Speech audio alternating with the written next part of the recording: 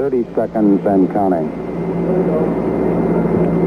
Astronauts report it feels good. T-minus 25 seconds. 20 seconds and counting. T-minus 15 seconds. Guidance is internal. 12, 11, 10, 9. Ignition sequence starts. 6, 5, 4, 3, 2, 1, 0.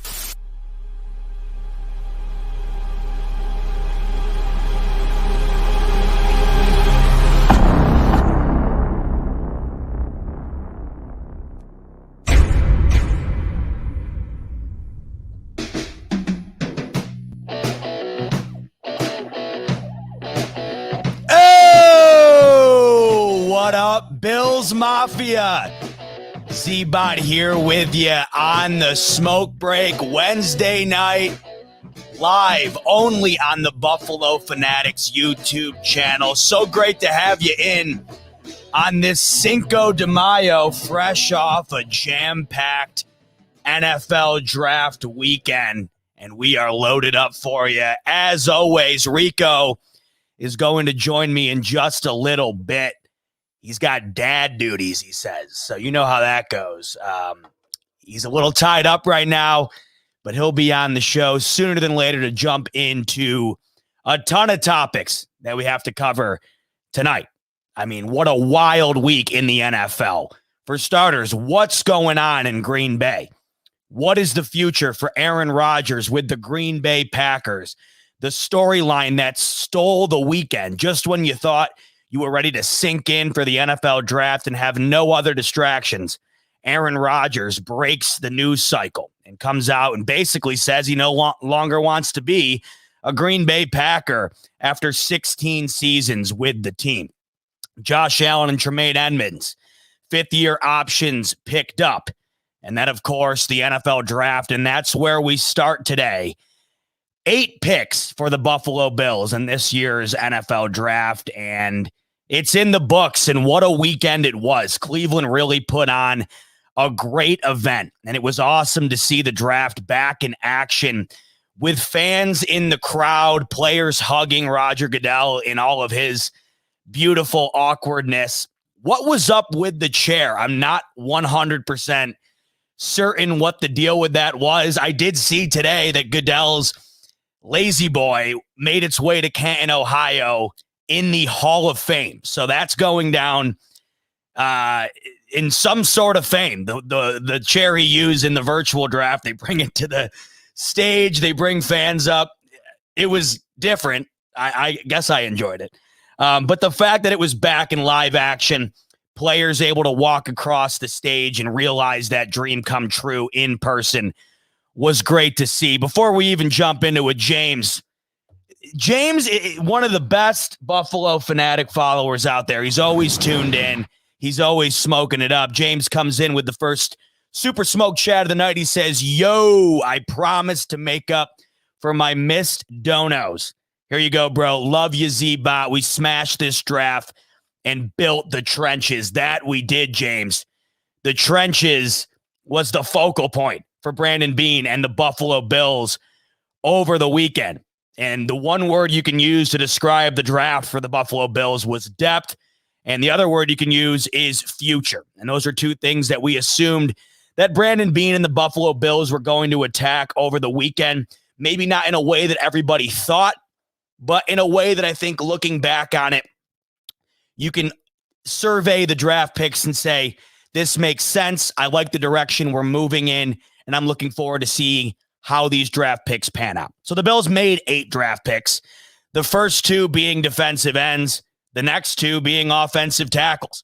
And this is a perfect microcosm of why I don't really get in to mock drafts, because who in the absolute hell had the Bills draft board looking anything like it wound up looking like? Who had the Bills taking 2 defensive ends followed by 2 offensive tackles? It was a rare type draft out of anything I've ever really seen. You don't typically see teams go same position back to back, let alone doing that twice. But that's exactly what Brandon Beane did in the 2021 NFL draft. I didn't see a single mock draft considering Bean doing what he did. And that, of course, comes down to that old draft cliche. We don't know anything. Nobody knew what Brandon Bean had up his sleeve.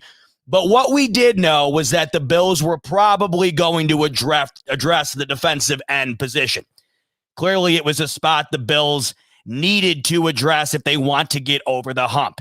We've reiterated this on all of the shows throughout Buffalo Fanatics.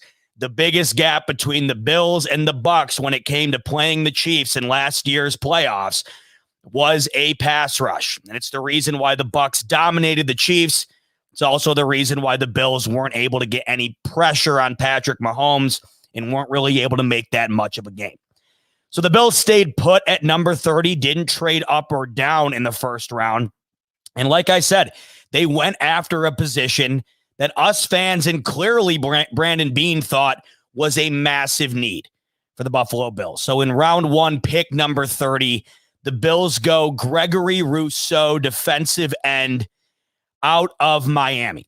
And now the Bills have spent their last 3 top draft picks on defensive linemen. So it is absolutely no secret that the organization is trying to improve that area of the team, and rightfully so. Like I had just said, the difference between the Bills being a Super Bowl contender and a championship game contender is an adequate and dominant pass rush. Brandon Bean is trying to fill that hole, and clearly he's trying to do it through the draft.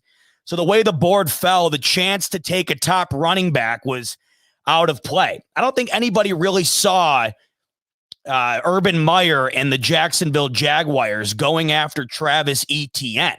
Didn't see that on any mock drafts, rather. Did not see Jacksonville double dipping within the Clemson Tigers organization. They get Trevor Lawrence, of course, bring in his teammate in Travis Etienne.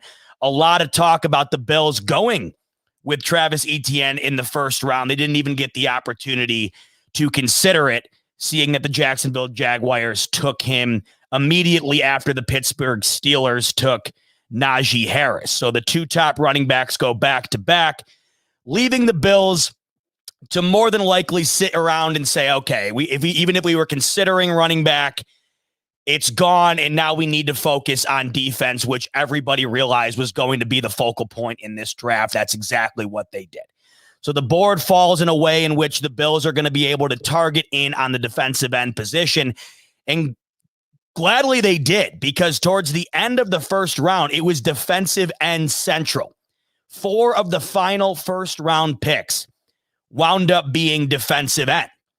And it seemed at pick number 30, if the Bills wanted to get a defensive end with a high ceiling, they were going to have to do it with that pick. There was no way they were going to be able to wait and get a guy in which they thought would be up to the caliber that they're trying to reach at that position. And that was the mindset for many of the top teams toward the end of the first round. So they do wind up going with Gregory Rousseau, defensive end out of Miami. He'll be wearing number 50 for the Buffalo Bills. You have to love the potential here. And that's my initial thought. It's all about potential in general when you're talking about draft picks. We've reiterated this a million times. It's simply a roll of the dice, but you have to roll it in a favor in which gives you a chance to succeed. And you roll it in a position towards a position that you need to get better at. Brandon Bean does that with their first pick in the first round. And as I'll get into, he does it in the second round as well, targeting that defensive end position. You look at Gregory Rousseau and his size next to Bean and McDermott in the picture he took when he arrived to One Bills Drive is all you need to look at to understand the type of athlete that the Buffalo Bills are bringing into the organization. That picture looks Photoshopped. Brandon Bean and Sean McDermott look like they were shrunken down on a photo editor, and Greg Rousseau looks like the Incredible Hulk. And it seems to be the theme with Brandon Bean, right? We saw it all throughout this draft, and we've seen it in previous drafts as well. He targets guys with size, monstrosity type size. And Gregory Rousseau fits that mold perfectly. Absolute monster, 6'5", 260 pounds with a very, very high ceiling.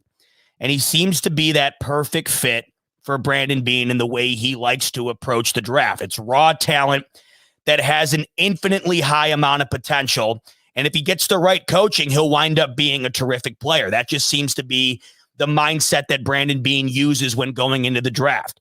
You find guys that have incredible potential, and with the right coaching, they could wind up being something special. And I think Greg Rousseau really fits that mold. When we talked to Joe Marino, Rico and I, on the from the Draft Network a couple weeks ago, he noted that Brandon Beane's approach to this draft was going to revolve around the future. And I think the pick with Gregory Rousseau does exactly that.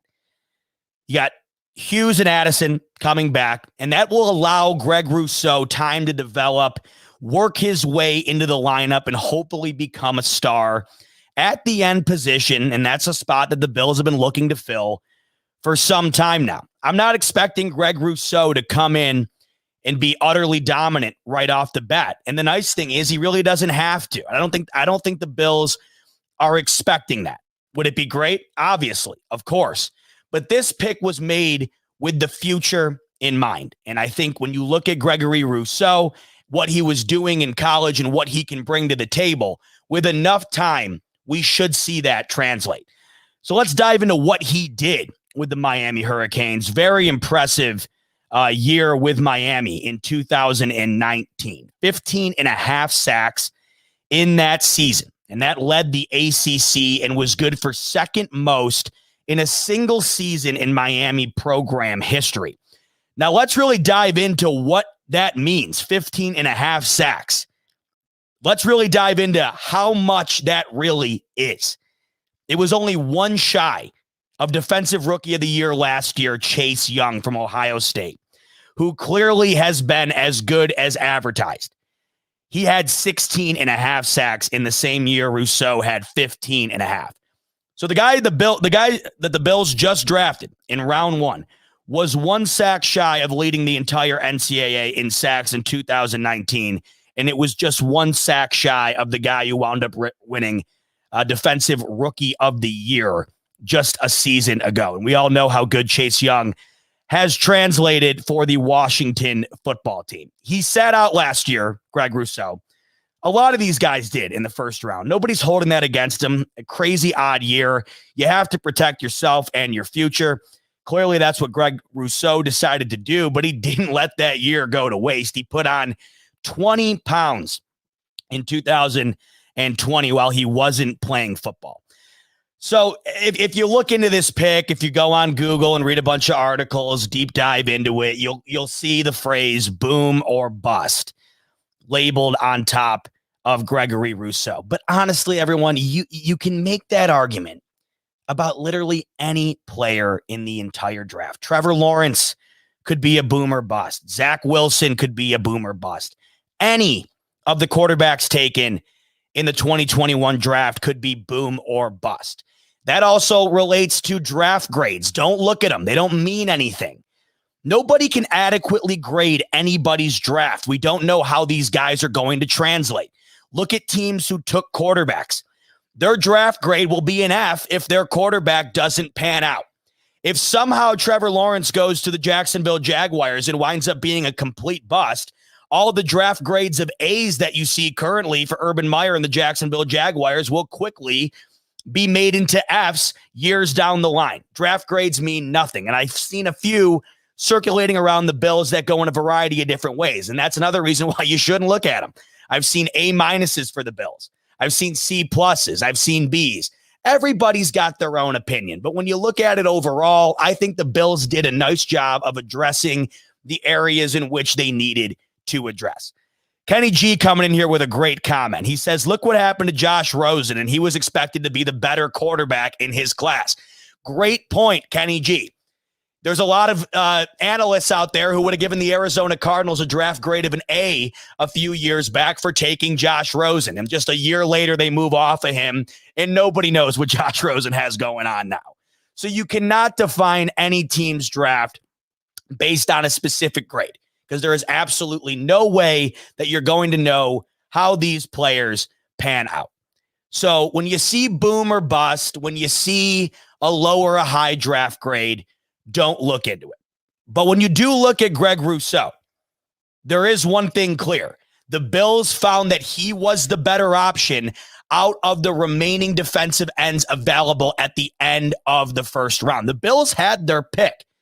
Like I had mentioned, 4 of the last 5 picks in the first round were defensive ends. And when it got to pick number 30, the Bills were able to choose between Rousseau, Oweh, or Tryon. And those were the 3 guys that we were tossing around heavily throughout our draft analysis in the offseason. Brandon Beane, Sean McDermott, the Bills organization had their pick out of those 3, and they go Greg Rousseau. And my feeling is because he probably has the biggest upside. So when you see boom or bust, it might look like a bad thing. It's an all or nothing type mentality. I don't see that with Greg Rousseau. If he doesn't wind up being a superstar, it doesn't mean he's a bust. But the potential is there for him to be a superstar. And it's tough to imagine with that size what he was able to accomplish in Miami. It's tough to imagine that he's going to be a bust. Not everybody's going to become a superstar. Very few of these picks are going to become a superstar. But I think Brandon Beane and the Buffalo Bills go with Rousseau because the potential for him to become one is very high. So I'm excited about the pick. The upside is completely there, and that's what has me most excited. And what he brings to the table, size, athleticism, and the resume that he had in Miami, it should have us all very excited to be bringing Greg Rousseau in at defensive end. And how many times can I say it? It is a position that the Bills desperately needed to address, and I'm glad they did it with the pick that has the biggest chance to wind up hitting. But like I have mentioned many times, it's all a roll of the dice, and the more times you roll it, the better odds you have of hitting. And I think that was the mentality for Brandon Beane moving into the second round, where they go with Carlos Boogie Basham, another defensive end out of Wake Forest. You don't need to be an NFL GM to realize the gap between the Bills' defensive line and the Buccaneers' defensive line was ultimately the biggest difference in how both teams played the Chiefs.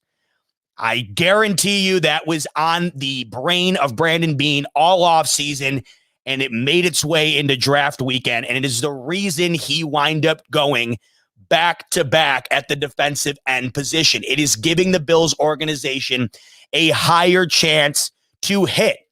When you are as good as the Buffalo Bills are, you need to address the certain areas that wind up bringing you to that next notch up. And even though it's this much, it's a marginal notch, that marginal difference winds up propelling you to Super Bowl caliber. And the more chances you take to get your guy, the higher chance you have to hit. Now, Boogie Basham, there were plenty of people who thought he might sneak into the first round. He falls to the second, and Brandon Beane says, look, at pick 61, why not take him? Have him compete with Greg Rousseau. That alone right there brings out the best in both guys. I mean, think about it. You have 2 rookie defensive ends coming in with the team's first 2 picks competing with one another. If they weren't already coming in with a chip on their shoulder and something to prove, that alone will elevate that chip. These 2 guys have to fight for their spot with one another all the way through their career in Buffalo, and that is going to ignite a flame in both of them. It's little nuances like this that you might not think of that wind up making a big difference. So some people feel going in the same position back-to-back, it lacked a bit of diversity. You can argue it, but I'm arguing the reason as to why Brandon Beane wound up doing what he did. The defensive end is the biggest flaw for the Bills. Why not take as many chances as you can, especially high up in the draft where the success rate gives you a bigger chance of landing your guy. So let's talk Carlos Boogie Basham. I personally, like I kind of reiterated, no issue with the pick. I liked the strategy, even though it wasn't conventional. It was unique, and I think it was a smart move. Could they have gone corner like a lot of people were hoping the Bills would do? Certainly. They definitely could have. I understand that argument completely. But you have to wonder, in the draft room, does Brandon Beane sit there and say, well, Boogie Basham could have been a first-round pick. He's still available. We need to upgrade the defensive end position desperately. We already have Rousseau. Let's bring him in to compete, while looking at the corner position and saying, I don't see a guy with the ceiling that Boogie Basham potentially has at the corner position. So I'm sure all these things were weighed out. If Brandon Beane saw a corner available at 61 that he thought would come in and add more talent to the team than Boogie Basham would, I'm sure he would have went that direction. But that's why, in my opinion, Brandon Beane decided to go back-to-back at the defensive end position. So his name is Carlos Basham, coined Boogie Basham. The name's elite. How can you not already love the guy with a name like Boogie Basham? But it wasn't until I saw that his license plate says QB Hunter. I tweeted out the night of the draft. That is Super Bowl caliber swag right there. Boogie Basham's license plate, QB Hunter. And I believe it was Clay Troy, our very own from Buffalo Fanatics, who looked it up and found that that license plate is indeed available in New York. So I hope the first thing that Boogie did when he got here to Buffalo was register with the DMV, the QB Hunter license plate, because that's something you just can't give up. Absolutely love it. 3-year starter for Wake Forest, so he's bringing in a bit more experience than Greg Rousseau had in Miami. 20 and a half career sacks for Boogie, and the tackle for loss department is where he really excelled. 23 straight games in which Boogie Basham had a tackle for loss, and that was the longest streak in the country for years. So the guy clearly is a machine in that department. And when you're talking 23 games, we're talking multiple seasons in which he is effing up the play behind the line of scrimmage. Another physical specimen. I mean, Brandon Beane just has an eye for guys who are towering over the rest of the competition. 270 pounds, and he'll come in with Gregory Rousseau, who obviously has that massive frame as well. And that was a theme that we just saw throughout the weekend, wasn't it? Just massive dudes coming off the board and heading to Buffalo. Perhaps none as massive as the guy the Bills wound up taking in round 3 of the draft.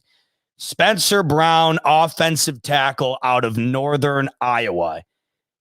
6'8", 311 pounds. I can't even, I've never seen somebody like that in person. You see these guys on TV and you know in your head they're huge.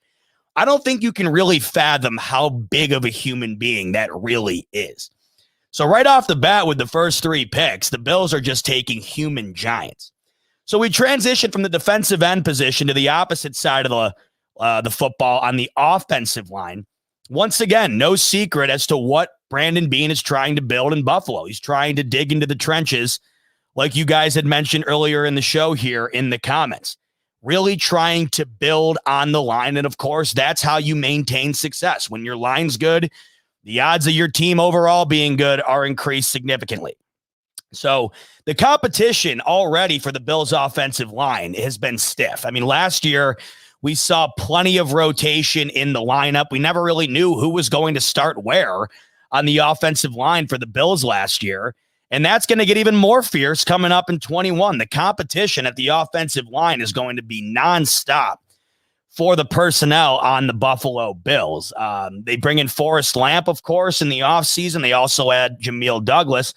And as I'll get into here in a minute, they take another offensive tackle immediately after Spencer Brown. So the key focus for Brandon Beane, trenches, as we see here, John Herring coming in and saying, win in the trenches, it's football. It might sound black and white and simple, but ultimately that is the way it goes. If you win in the trenches, pretty damn good odds you're going to have a good football team. And when you have a guy like Josh Allen, when you have weapons like Stephon Diggs, Cole Beasley, I could sit here all day. When the line's helping you out, you're built for success. And we clearly saw especially in the run game, there was room for improvement on the offensive line for the Buffalo Bills. Now, is Spencer Brown going to come in and be a world beater, especially right off the bat? No. But what this does, similar to what I was just speaking on at the defensive end position, you're adding depth, which then creates competition.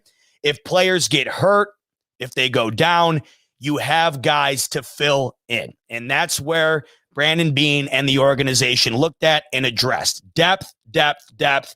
And we saw that all throughout the weekend. We still have Dawkins and Darrell Williams that are fresh into their contracts. They have at least 3 seasons to go. So we really shouldn't be seeing Spencer Brown rotated into the starting lineup anytime soon, barring anything catastrophic. But with the presence he brings to the depth, especially in round 3 at that size, I was happy with the pick. And who wasn't after we saw this gigantic human being jump through a table right after being drafted by the Buffalo Bills? Check this out. Let me hold on. Let me bring it up in a better setting here. All right, check out Spencer Brown jumping through this table. Bills!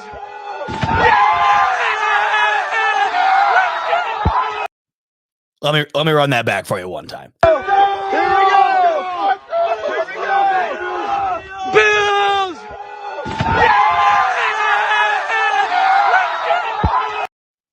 I mean, is that guy excited to be a Buffalo Bill or what? Pray for it. You imagine being that table, 6'8", 311. I'm shocked that table didn't disintegrate and go halfway through the earth. Holy crap. But I mean, the dude is stoked to be a Buffalo Bill. And as we know, that's what we love right there. Get Spencer Brown out into the lot with pads on, of course. We don't want him getting hurt, and have him jump through a table. That dude is Bills Mafia to a T. You get drafted, you walk out back, and you jump through a table. I'm already Spencer Brown's #1 fan. I loved to see that. That was awesome. I mean, not only do we love to see it as fans, because that's what we do, but like what does that show you? He's pumped to be a Buffalo Bill. And that's something that I think we take for granted in this new era of the organization. There were plenty of years where there were guys who would dread being drafted by the Buffalo Bills. Not anymore. Players are dying to be a part of the Buffalo Bills organization, dying to be a part of this fan base, and coming close to death, jumping through tables at 311 pounds. So I absolutely love that. Let's get Rico's take on it in a second here. He's on the background. I think he's still on dad duty, but he's on camera dad duty this time around. We'll get him on in a second. But that's a point that I don't think you're not going to hear that in the mainstream media. You're not really going to hear that anywhere. The Bills culture, and if I had $1 for every time I've said culture, I'd probably own the team. I'd buy it from the Pagulas. It's become so great that these players are dying to be a part of it. We've seen players throughout the offseason take pay cuts, forego free agency. And now you have players coming into the draft who want to be a part of this organization.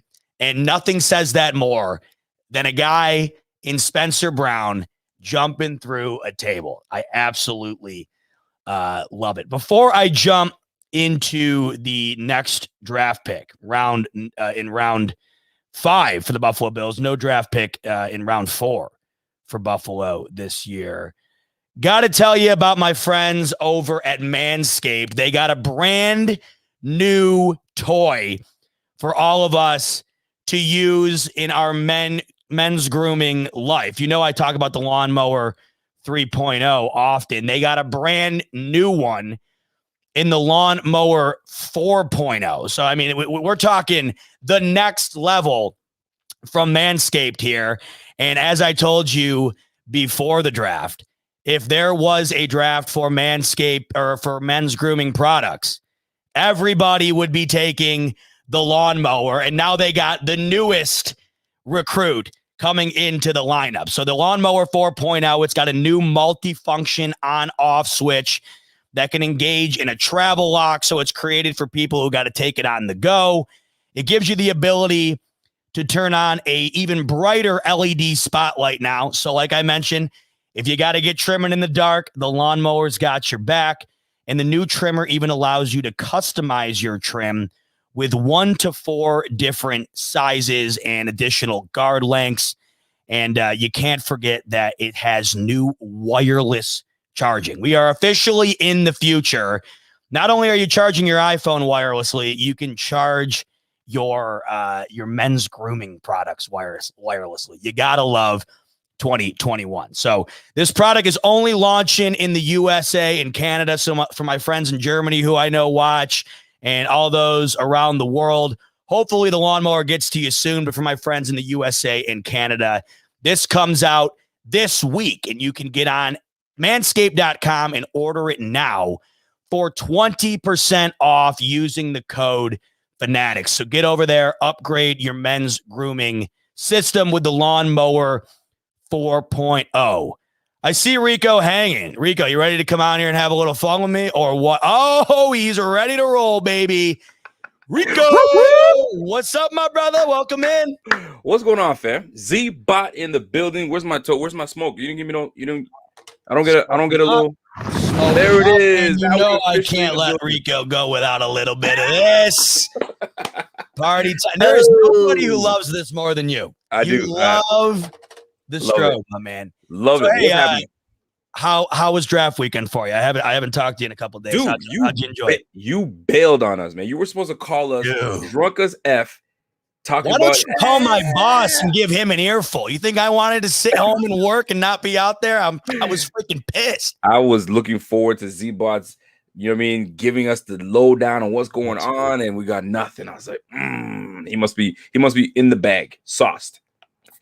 I wish I was. Well, who's to say I wasn't at work? You know, I can multitask. Right. How is the Z-Bot, man? How's everything? I'm good. Are you still on lockdown up there? What's the word up in Canada? You still locked down at home or what? Majorly on lockdown. Are you kidding me? We can't. You guys are just living the life out there, and we're just locked down, man. Nothing we can do about it. Was there any specific reasoning for it? Is everything spiking up, or is it what's up with that? No, listen, I don't know how it is about you guys, but there's always a freaking 100 new cases today, 150 new cases today. There just seems to be going up and going up and going up. But then there's some contradictions that's going on, and people just never know. People are just sick and tired. I'll tell you right now, man. People are just sick and tired of this COVID thing. For sure. I think they're done. COVID fatigue, man. They're done. Anyway, we are what we are, man. Yeah. Well, you can't go out and see the gang, but the gang's virtually coming to see you right here on the Smoke Break. So, yes, sir. Special Rico Report Smoke Break monthly recap that we've been doing. I don't know if we really addressed this, but Rico and I were talking. We're really going to try every month to hop on together at least once and really give you a rundown of the biggest stories throughout the month. And, of course, it didn't get bigger than the NFL draft. I already talked about the first few picks, Rico, so I'm going to let you come in and give me your initial thoughts. Let's start right off the back. Pick 30, Gregory Rousseau. Okay. I already see where this might be going. Talk to me a little bit about the pick and where your head was at when the Bills took him. Where my head was at when we took him. I was like, ooh, we took Greg Rousseau? Really? I was like, I'm trying to wrap my head around this pick. Yeah. Because I mean, obviously the problem when these draft every year during the draft, we hype ourselves up. We hype ourselves up by doing all these mock drafts, and then we force ourselves to fall in love with this one player that you feel like this is who the Bills should or will take at pick X, right? So then when they don't take the guy that you wanted, you're disappointed. Doesn't matter what they pick or who they pick. So I fell into the trap of having fallen in love, if you will, with Jason Oweh, which happened to be taken right after. You know what I'm saying? I was just going to say, so that had to have stung for you. Oh, it stung. And there was more to it because obviously we have the founders mock of me, Bobby, and Pierre, and I wanted to win. And Bobby won on a technicality, which really irks me because I thought this year was the year I was going to win. But that hurts even more because he was bashing our mock draft. Exactly. And now he wins. So I'm sure that exactly. What a bum that he's still a bum. Anyway, so Greg Rousseau. At first I was like, okay, we got Greg Rousseau. I hear good things about it. Like the year, I mean, in 2019, he fell into 15 and a half sacks, 13 tackles for loss, something of that nature. Okay, I guess I can get my head wrapped around it. There's a reason they drafted him. And then I started kind of doing a little more research. I started kind of watching a little more film, not just highlights. And I'm like, okay, this guy could be something. With some proper coaching around the proper nucleus of players, we might have something. And then I started to kind of sell myself on it, right? You don't teach 6'7", 270 pounds. You don't. So when you have a guy like Greg Rousseau, part of the fold that can actually go inside, that can go outside, that is the big deal that I think Coach McDermott wants. Somebody that is versatile enough that pull a stunt and get around. He's got long arms, right? Get a lineman, stab him with a long arm and kind of get around and still kind of see what the quarterback's doing. Amazing, right? So that is where we might have an advantage with the size this guy brings. And then, you know what? He's just raw, man. He's got such a high ceiling. So with the proper coaching, tutelage, I think we got ourselves a good one. Brandon Beane put in the word bean in beanstalk. These guys are just massive who he's taken off the board.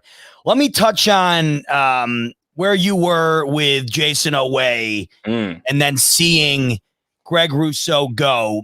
Now that you've had a minute to think about it, have you processed the fact that Beane had the opportunity to go Oweh and thought that Greg Rousseau was the better pick?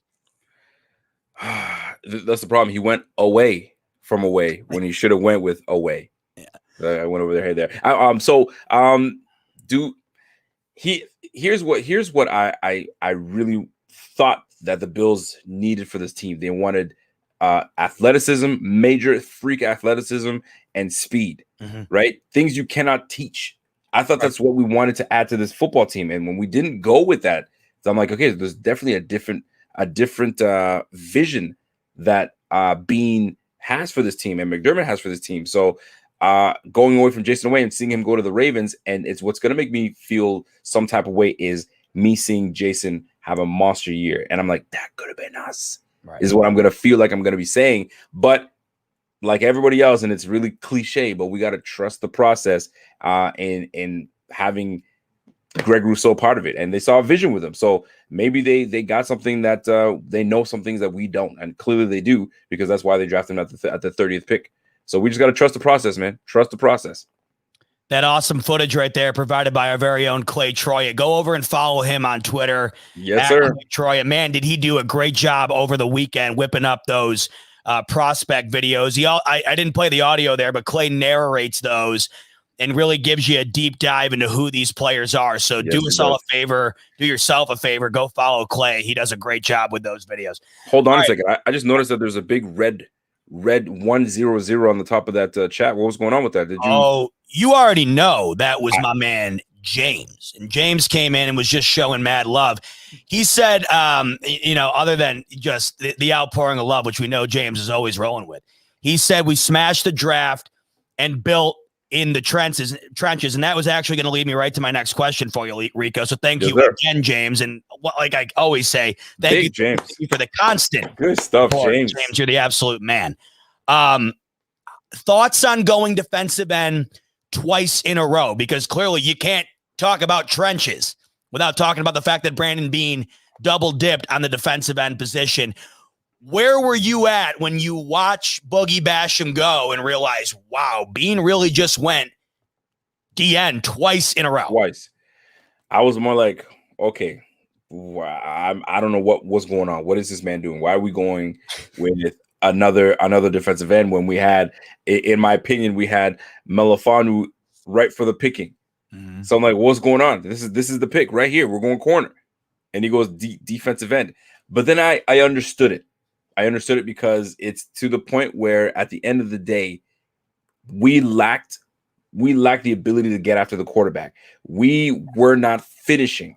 We were near the end. We near the bottom of the league in terms of bringing in the sacks and the pressure and all that good stuff. So we needed that. That's one thing that we've been crying for. We don't have a pass rush. We're not good enough. We got to get Mahomes. Well, guess what? Beane addressed it twice.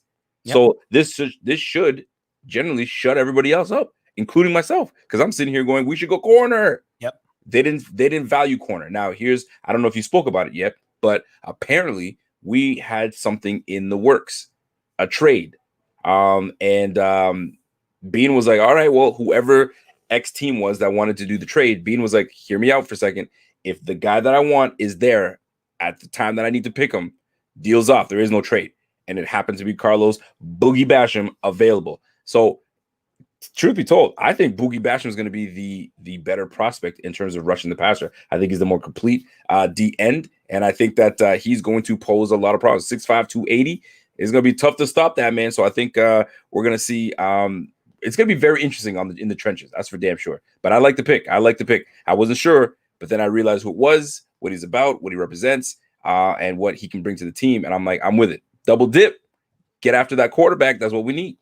To summarize what I said on it, I said that if there was a corner there that Bean felt would help the team more than bringing in a second defensive edge rusher would, he would have went corner. The mindset that I think Bean had was we need a stout pass rush so badly in order to get to the next level that bringing in two guys, one in which goes in the first round, another in Boogie Basham, who people thought might creep into the first round. Right. Bring in both of them to compete with one another. Think about what it does to have two rookie defensive ends coming in as your first two picks, knowing right off the bat, not even considering the rest of the roster, you got to beat that guy out to get on the field. That can only ignite a flame even brighter within these two. And I can't help but think that mindset crept into the war room for the Bills in understanding, look, if we want to do this right, we might as well bring in competition and we might as well roll the dice twice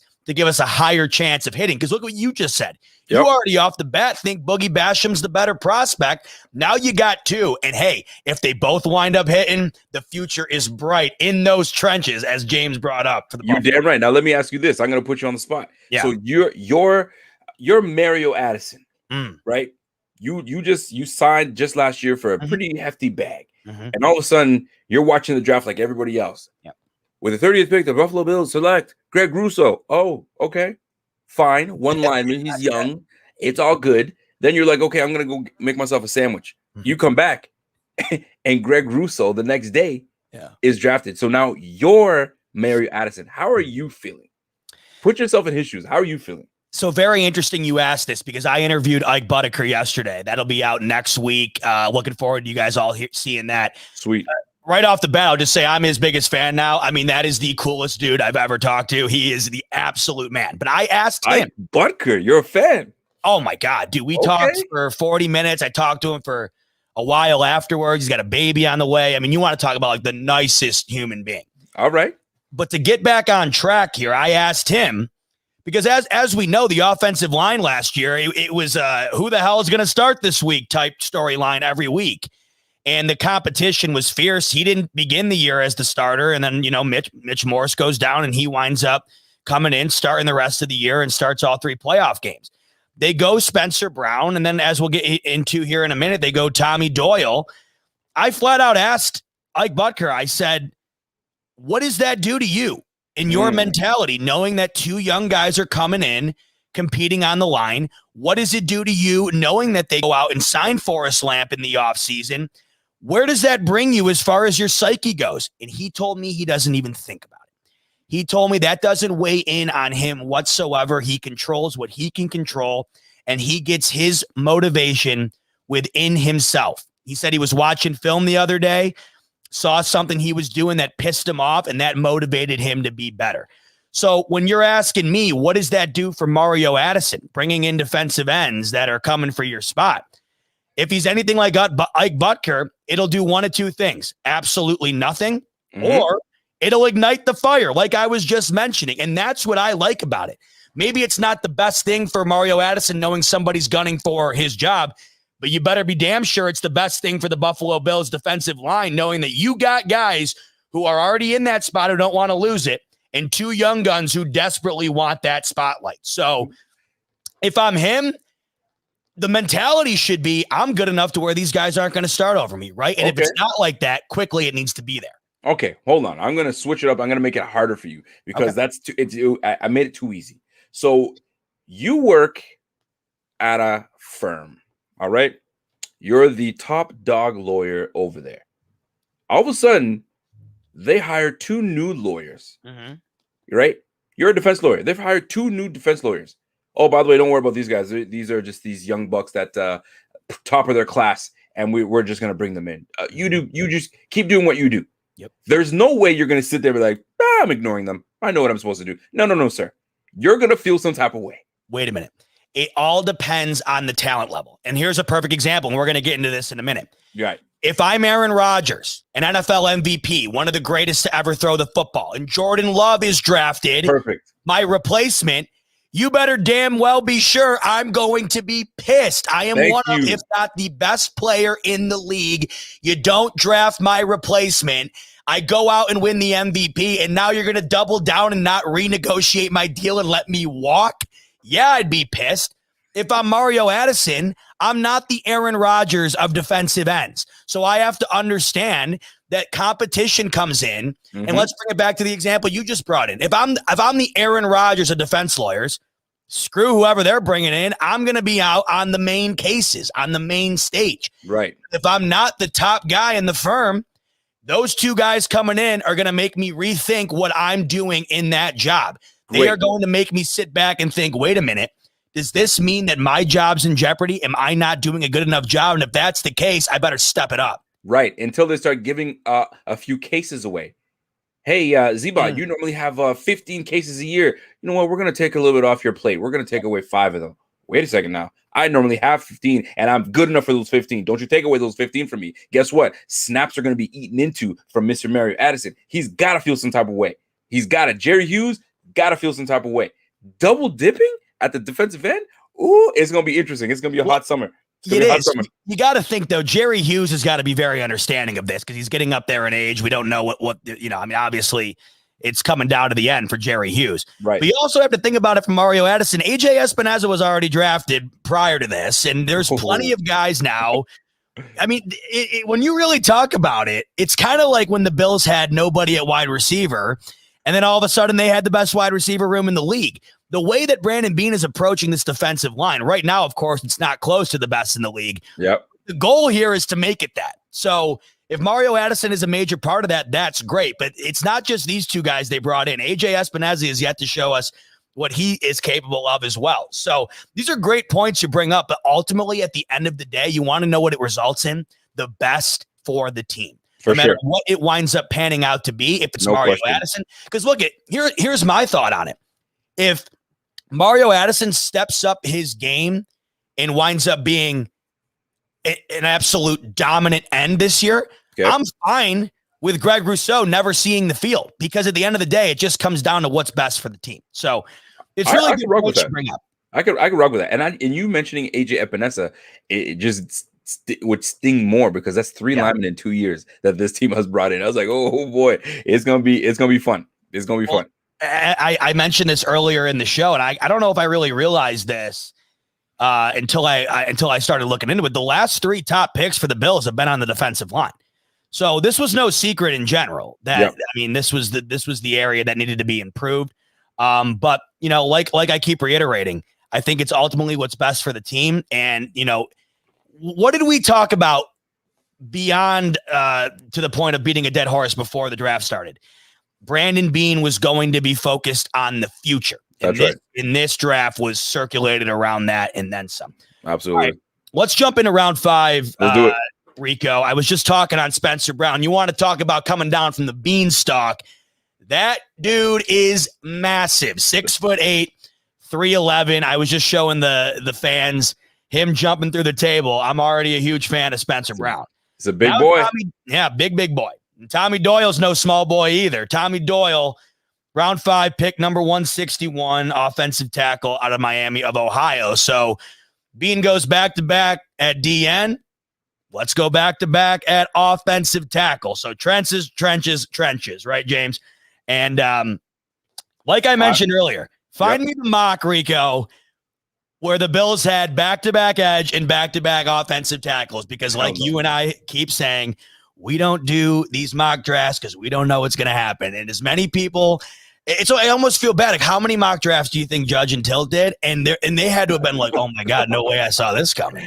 Yo, I'm telling you right now, man, that's why after this year, I don't know why after this year, I was like, I'm never doing a mock again. Never. These mocks just they make you fall in love with these players, and then they get you in your feelings when the team decides to pick someone that you didn't see the team picking, and the nerve of you to feel upset. But at the end of the day, listen, these mock drafts are fun. I know what it's for. It actually gets the media going, and then speculations of things that are just like the Bills are going to take a running back. Boy, Bean had no intentions of even touching running back, but that was the talk of the town near the end. Like, get out of here with that stuff. But I digress. So Spencer Brown, huge, large human. I'm excited for seeing him develop and potentially get playing. I was on a podcast with my guys Pep and Brock on the Unsportsmanlike Convo. Good dudes. I'm gonna have them on my show on Friday. And these guys, he's big into collegiate ball, and he mentioned Spencer Brown. And I was like, yeah, this guy's a freak of an athlete. He's like, I would not be surprised if he's a day one starter. I was like, what? Day one starter? You need to explain to me what you mean by day one starter, because I don't know as much about Spencer Brown as you do. You may know more. I think he's from Big 10 or Big 12. I don't know. Yeah, he's out in Northern Iowa. Iowa, which is the Big 10 or the Big 12. I don't know which one it is, but big boy for big. I think 12, that's FCS. To be honest with you, I don't even think that's not even close to that level. So no idea. Yeah. But he says, I would not be surprised if he's a day one starter. And I'm like, okay, you need to explain yourself. He's like, he's that good. Go look at his film, and he doesn't look out of place. He's not out of place at all. His length, his athleticism, his ability to climb up the pocket. I'm telling you right now, Rico, he could do it. The only thing that would hinder him from getting a starting spot is the playbook. If he can learn the playbook and really get into it, and he's seamless, he could push for a starting spot. But what's not going to get him there is the playbook. That had me thinking. I was like, is he that good? Could he be that good? So then it started to make me think, what if all of a sudden he's able to outplay, per se, the right tackle that we just signed, Darrell Williams? What do you do with Darrell Williams? Do you kick him inside to right guard? Some people are saying that is the most ridiculous thing ever. We just signed him. He was outstanding at right tackle. Why would you move him? Totally valid. However, it's not crazy to even to mention it and think about it, because things happen where you're like, holy crap, I did not expect this guy to do well. And he's really doing it. He's nailing down the playbook. He's got this down the third, and he seems to be outplaying Darrell Williams. Right. So why is it such a big, crazy idea to have Darrell Williams slide into right guard? Then they're like, well, he's not good at right guard. Have you ever seen Vlad Ducasse? Vlad Ducasse was terrible. He's as bad as Vlad Ducasse at guard. That's a whole different ballgame. That now becomes a competition between him and John Feliciano. But I digress. If he nails the playbook down, I could see some competition happening. But if the politics get involved, well, we signed him for 3 years, so we should just relax and not. And I've never heard of that thing. They always talk about competition breeds the best type of football. Well, they didn't draft him in the third round for nothing. I'm just saying. So Zebot, you help me out. Would you? This is the question for you, because people think it's crazy. Are you in the I guess on the team of just let him develop? He's not there yet. Don't even worry. Even if he's trying to push it, just leave Darrell Williams there because he had such a great year last year. Don't mess up the line. Leave it the way it is. Or are you about 5 best linemen get on the field? What are your thoughts? 5 best linemen get on the field. There's no fairness in the NFL. If Spencer Brown is the best player available, and it's noticeable to the point where you take him in round 3, you get him out into training camp, and it's visible that he needs to be on the field, then he better be on the field. I mean, there's no promises made to anybody. I mean, so that's just the way it goes. And these guys are fully aware of that, no matter what their contract is. I mean, I'll say it again before we get into it in a little bit here. It does not get better than Aaron Rodgers, and they traded up into the first round to draft his replacement. So it does not matter if you're the last guy on the roster or one of the greatest to ever play, no matter what the position. Your job is hanging in the balance every single day if there's someone sniffing behind you ready to take it. So I am all about 5 best on the field. Are you in the same camp? Of course I'm in the same camp. Look at Stephon Diggs Drafted in the freaking 5th round. Yeah. 5th round. He doesn't get. Listen, you look at drafted Gabe me. Davis. I mean, look what he's going to wind up probably being. Thank and you. It's like, who saw that coming? Get him on the damn field. I think I just get bothered. I get bothered so much by people that make definitive statements like it's set in stone because Brandon Beane said that this is what's going to happen. Well, Brandon Beane also said that our starting right tackle is going to be Cody Ford on the right side. Guess where Cody Ford is? He's all the way on the left side of the line. There's a lot of things Brandon Beane will say, and then things change. Things change. Deion Dawkins is going to be our right guard, our left guard. He's our left tackle right now. Things change, right? Yeah. So when people hang completely off of the words of Brandon Beane, and he doesn't mince his words, he tells you what it was going to happen, but things change. If this guy's clearly better, my goodness, like, what are we playing games for? Just do it. The sooner you realize that the National Football League is one gigantic poker match, the sooner you'll come around to the fact that any and everything that any GM says, no matter who it is it's never set in stone. These guys have to have a poker face on at all times. I mean, for God's sake, right now you got John Lynch and Kyle Shanahan saying that Jimmy G is going to be the starter more than likely, even though they just got Trey Lance. Tomorrow, Jimmy G could be shipped off to another team. These guys say one thing and do another. You can never read into it. So it is always going to come down to the best players being on the field. And I don't think that's more evident anywhere than in Buffalo. I mean, they are going to make sure the best guys are out there, especially with them. They're going to win now mentality. They are not sitting around waiting for anybody to develop. If they're good enough, they're going to be out there. And furthermore, they even had Spencer Brown was apparently, and I have to fact check this, but there was conversation of him even early round mocks had him in the first, second round. So, is that right? Yeah. So it's not like he's some nobody. People knew who he was. He happened to fall to us, and we'll gladly take it.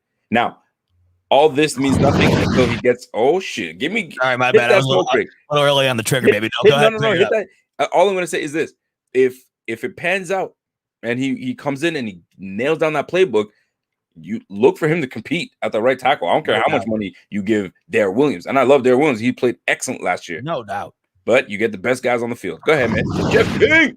Smoke it up, my man, Jeff King. Guys, it's a crap shoot. We won't know for a year or two what we got.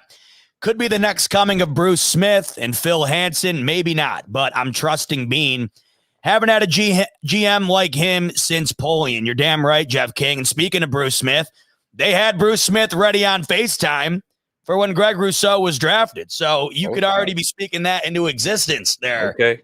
Jeffrey King. I love that, by the way. How cool was that they had Bruce Smith ready to go? That was dope. Getting on the phone. I love when they do stuff like that. I like that. All right, we spent some time on Spencer Brown. We sure did. Rico, let's move on to the other O tackle that was drafted out of Miami of Ohio, a Mac boy. I love them Mac boys, man. The Maction. It's always fun to watch. Mac Daddy. Oh, Doyle rules. Tommy Doyle, number 161, round 5. So Doyle was first team All-MAC in 2019. He was named one of the MAC's offensive power players of the year. Right.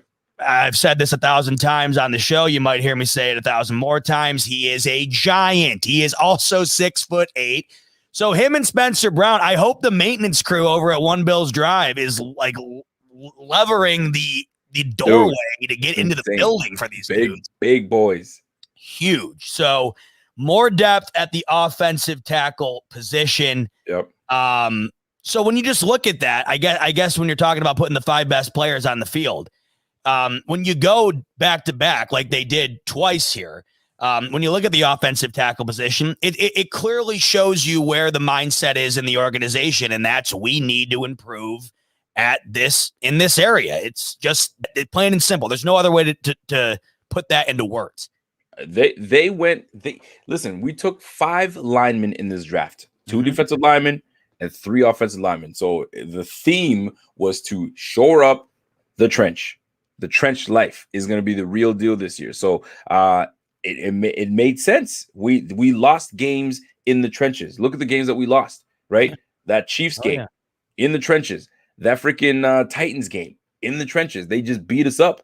So it comes down to and then there's the Hail Mary that I won't put that on the trenches, but we have to get better in the trenches. And that's what I mean, that was a vision that these guys saw, and they took it. They went ahead and made sure that we addressed it, and now we're going to let it play out in camp. And that's the best way to do it. You bring in the competition. I don't care about your feelings. Let's see who comes out. Now, Doyle, I don't think he's on the same level as Spencer Brown. But some people are saying he's just a camp body. Don't even worry about it. But if you're going to spend it on a 5th round on him, and you've seen some of the 5th round draft picks that we brought in, I'll name 2 of them, Matt Milano and Gabe Davis. So let's not sleep on those 5th rounders. There could be some gems in that. But nonetheless, we have a left tackle already. I think Doyle plays left tackle, left guard ish. He played back at Miami of Ohio. Nasty finisher. He's a nasty finisher, and I'm sure he'll compete for depth. And in time, maybe he becomes, part of the O-line. But right now, he's just going to be depth. So we were talking, speaking of depth in future, we were talking about the potential for the Bills to go wide receiver in round 1. And now you and I really didn't think about that until we had Joe Marino on from the Draft Network. And I think you and I both at the same time had our eyes widened because it made a lot of sense, even though we never really considered it. Right. The Bills didn't go wide receiver in round 1, Rico, but they did go wide receiver. Round 6, they had 3 picks in round 6. And in this pick, it's just adding depth to a position that the Bills are already loaded at, looking into the future, but they're also looking at the special teams department. So Brandon Beane goes with Marquez Stevenson, wide receiver out of Houston. Yep. He averaged 36 yards a return for Houston field and punts a season ago. So with Andre Roberts out in free agency, you're not going to see Marquez Stevenson taking any time away from the studs we have at the wide receiver position, but very easily could come in and make an impact right away at the in the special teams department. They did. And Marquez Stevenson is, let's put it this way. If you look at, let me ask you, I'll put you on the spot, and then we'll get to Marquez Stevenson. How many receivers do you think we'll keep this year? After the season? To start the season. To start the season. Chart? Jeez. I mean, we say 6? Probably normally, 6. That's what we did last year. We kept 6. That's what I'd say. Highly doubt that we keep 7, but if we do, great. But I doubt we will. So if you're looking at the top locked spots on this team, it goes what? Stephon Diggs, would you agree? Of course. Right? No, I might have to argue with that. Yeah. Emmanuel Sanders. Yeah. Would you say he's a lock? Yeah. Sanders, Diggs, Beasley, and Davis are all locks. And then I think you're rotating McKenzie in more than I think that you did in the past. Okay, so there's your 5. So who's your 6th? Hodgins. Hodgins. Is it going to be Tanner Gentry? You want to know what? It's going to come down, I think, to who contributes the most in the special teams department, because that's where they're going to have to fill into without Andre Roberts. I wonder. That's a great – I haven't really thought about that. There's no way they can keep everybody. Every year we go through this and we talk about the last 2 roster spots because we've already had the locks, right? Gabe Davis is a lock. You know that he's a lock, right? So Stephon Diggs, Gabe Davis, Cole Beasley, Emmanuel Sanders. There's your 4. Isaiah McKenzie, 5. 6th, Stevenson. Hodgins. Hodgins was going to make the team last year. Yeah. Until he busted his shoulder. So it's going to be interesting. Then you got Tanner Gentry. Then you got Duke Williams. I'm not saying Duke Williams got a chance to make this team. It's a little tougher now, but it's going to be tough. So Marquez Stevenson, speed upon speed upon speed. Quick. I could see him taking the role of Lil Dirty, right? That gadget guy, return guy. He's got his role on the return side and pure speed. Boy can run, right? My problem with him is he's a body catcher. Trapping against your body, that's going to be problematic. He's got to work that jug, so get comfortable with your hands. If we can get that, we have a nice steal with the Marquez Stevenson pick. I like it. I like it a lot. I think he's going to be. If you get the ball in his hands, he's a difference maker. He's a yak monster. So it should be interesting. But go ahead. If you read up on him, he was drafted essentially based on pure speed alone. I mean, his draft or his route running, nothing stellar. His catching ability, nothing stellar. That might play in.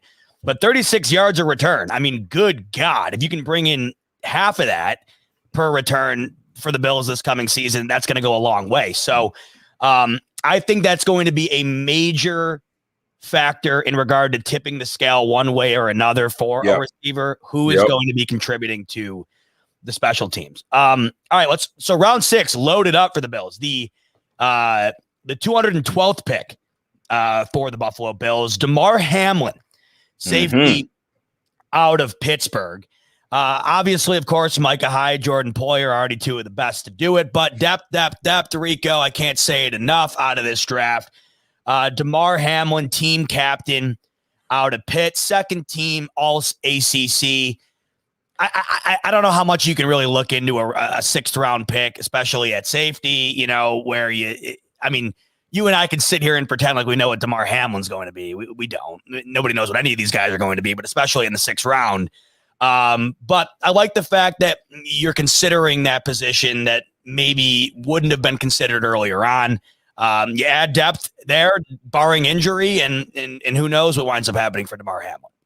Damar Hamlin, we lost Dean Marlowe. Yeah. Dean Marlowe was a trusted safety that just followed McDermott wherever he went, and found himself a home. And he did really well for us. He had some moments where you can count on a guy like Dean Marlowe. And I think they found that in a guy like Hamlin. The one thing that they wanted to do on the defensive side of the ball was not even just the defensive side of the ball. In this draft class was to get some nasty back to this freaking football team. And Hamlin gives you nasty. He is not afraid to put himself in position to get dirty and get in the trenches and make these tackles, come up in the box and do all those things. So that's what Hamlin brings to the table. One thing that I notice is Hamlin is around the ball. Wherever the ball, if you look at the film, he's around the ball, and I wouldn't say he's a ball hawkish, but he can make a play on the ball. So I'm looking forward to seeing him contribute. I think he's going to be, I think he's probably one of the underrated draft picks of our draft. Either him and Spencer Brown, I think is an underrated one. So I think Hamlin is, it's a good pick that they picked up Hamlin.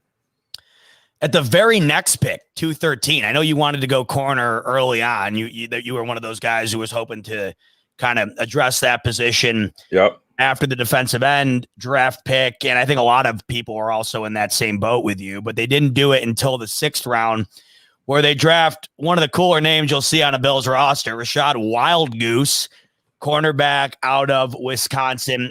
He suffered a broken scapula his junior season. So he foregoed his senior year, goes into the NFL. The one thing to note about him is he is very, very quick. Ran a 4.41 40. Well, can run. That would have ranked fifth among corners at last year's NFL Combine. So more speed being added to the Bills' defensive depth. And who knows, maybe he comes in and tries to compete for that second corner position. Maybe also could be utilized in special teams. If they don't want to keep all those wide receivers like we were talking about just a bit ago, maybe they can go with Wildgoose using that speed in that position as well. I could see him using his versatility in that way. Any thoughts on the corner position for Wildgoose? Wildgoose, I'm still learning on Wildgoose. I know that he's a physical. I think the trend was to get physical, and that they did. And when reading up on why and listening to Brandon Beane talk and his philosophy on how he went about his draft, corner was something that was on their list. But by the time that they're ready to grab a corner and make moves, it fell off the cliff. There was a cliff, and none of the guys that they felt that I need to grab a corner this high, they didn't feel like that high enough for them to grab a corner. So that's where they come in with a nice pick with Wildgoose, physical. But that's as far as I know about him. He can run. So I need to do a little more research, but I think he's going to be look for him to be part of the special teams hit squad. And maybe he competes, but we have some decent corners on the squad, man. Cam Lewis can play. That boy at the University of Buffalo, he's a willing tackler and he's a ball hawk, man. He will find the ball. So people are sleeping on Cam Lewis. And I interviewed him a couple years back. Good dude, good kid, man. I like him. So Cam Lewis, Dane Jackson, we saw what Dane Jackson did last year for us. So we have some, and they love Levi Wallace. So now here comes Wildgoose. The goose is loose. So we're about to find out how this is going to shake out. Is he just depth? Is he going to move up? But I feel it's going to be a 1-2 competition. It's going to be Levi Wallace and Dane Jackson, and we'll see who emerges as the number one corner. To round out the draft for the Buffalo Bills, they go back to the offensive line. Jack Anderson out of Texas Tech. Now he might go at 236 overall, but he was still all Big 12 just a season ago. And once again, it's just another guy to come in and compete on the offensive line. He was a 4-year starter, started as a true freshman. And like I just mentioned, was good at all Big 12 just a year ago. So that'll round it out. Rico, your overall thoughts on the draft, all 8 picks combined. Before you came on, I spoke on this. Draft grades are ridiculous. Don't look at them. They mean nothing. There's no way you can adequately grade any of these teams based on their picks because nobody knows what they're going to wind up panning out to be. My main point was, the Jaguars have an A grade, of course, right? But if Trevor Lawrence comes out and winds up, shocking everyone and not being anything close to what we think he's going to be, that grade quickly turns into an F. So don't give me a grade necessarily, but your overall opinion on where this draft was in your mind and your thoughts on it overall. Now, before I give you my overall thoughts on it, John DeMarchi came in with look where the Bills took guys. They took U of Miami, but Rousseau is not a party guy. Okay, so Miami, then they went to Wake Forest, Northern Iowa, Miami of Ohio, University of Houston, Pittsburgh, and then Wisconsin. No point. Divas and guys who fit Buffalo. I mean, we're soon gonna find out. But good point. No, we want to that point, and back to my interview with Ike Butker. Right. He made an awesome point that I never thought of. He played at Iowa and came to Buffalo, and he said the transition was seamless because Buffalo is very similar to Iowa, and that's why he loves Buffalo. And he told me, and I know we talk about culture a lot, and I've thought of a million reasons as to why the Bills' culture is so great. The one thing that I didn't think of that he mentioned was that there's nothing to do, and all they do is hang out with one another and talk, play, and watch football, and that's why they're so close with one another. So that's a really good point right there. You bring in guys who can adapt to the Buffalo culture very seamlessly. Absolutely. So, which then brings me to my overall thoughts on the draft class, this recent draft class. At first, it took me some time to process it because I'm like, what are we doing? Right? We took 2 defensive linemen, then 2 offensive tackles. That the fourth pick that we took, I was questioning it. I was like, okay, what is Bean doing? We just went 2 linemen. Then we went with a left tackle with a swing tackle, which we needed. Ty Nseke is gone. We don't have a swing tackle. I get that part. But then you go with Doyle. I questioned it. But then when I started doing a little more research on seeing why they chose these players, what the thought process was, I'm good with this draft. And I'm confident that we'll find ways to have these guys come in and contribute. I worry that when you draft a guy at the 30th pick that he's not going to get time. And with Rousseau, I feel like they're not going to give him as much time because he's raw, he's this, he's that. To me, first round draft picks, they need to get on the field, and I hope they put him on the field.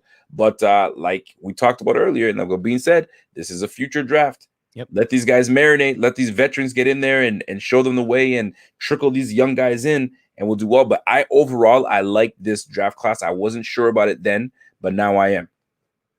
Silas Whittle coming in with the Super Smoke chat, agreeing with me on the draft grades. He goes, draft grades are dumb. Wait 3 years. Our undrafted agents are going to push some vets for roster spots, especially on the lines. It is what it is, okay. Silas, right? We will never know what these draft grades are until way down the line, and that's why I say when you look at them, they're fun, right? It's content.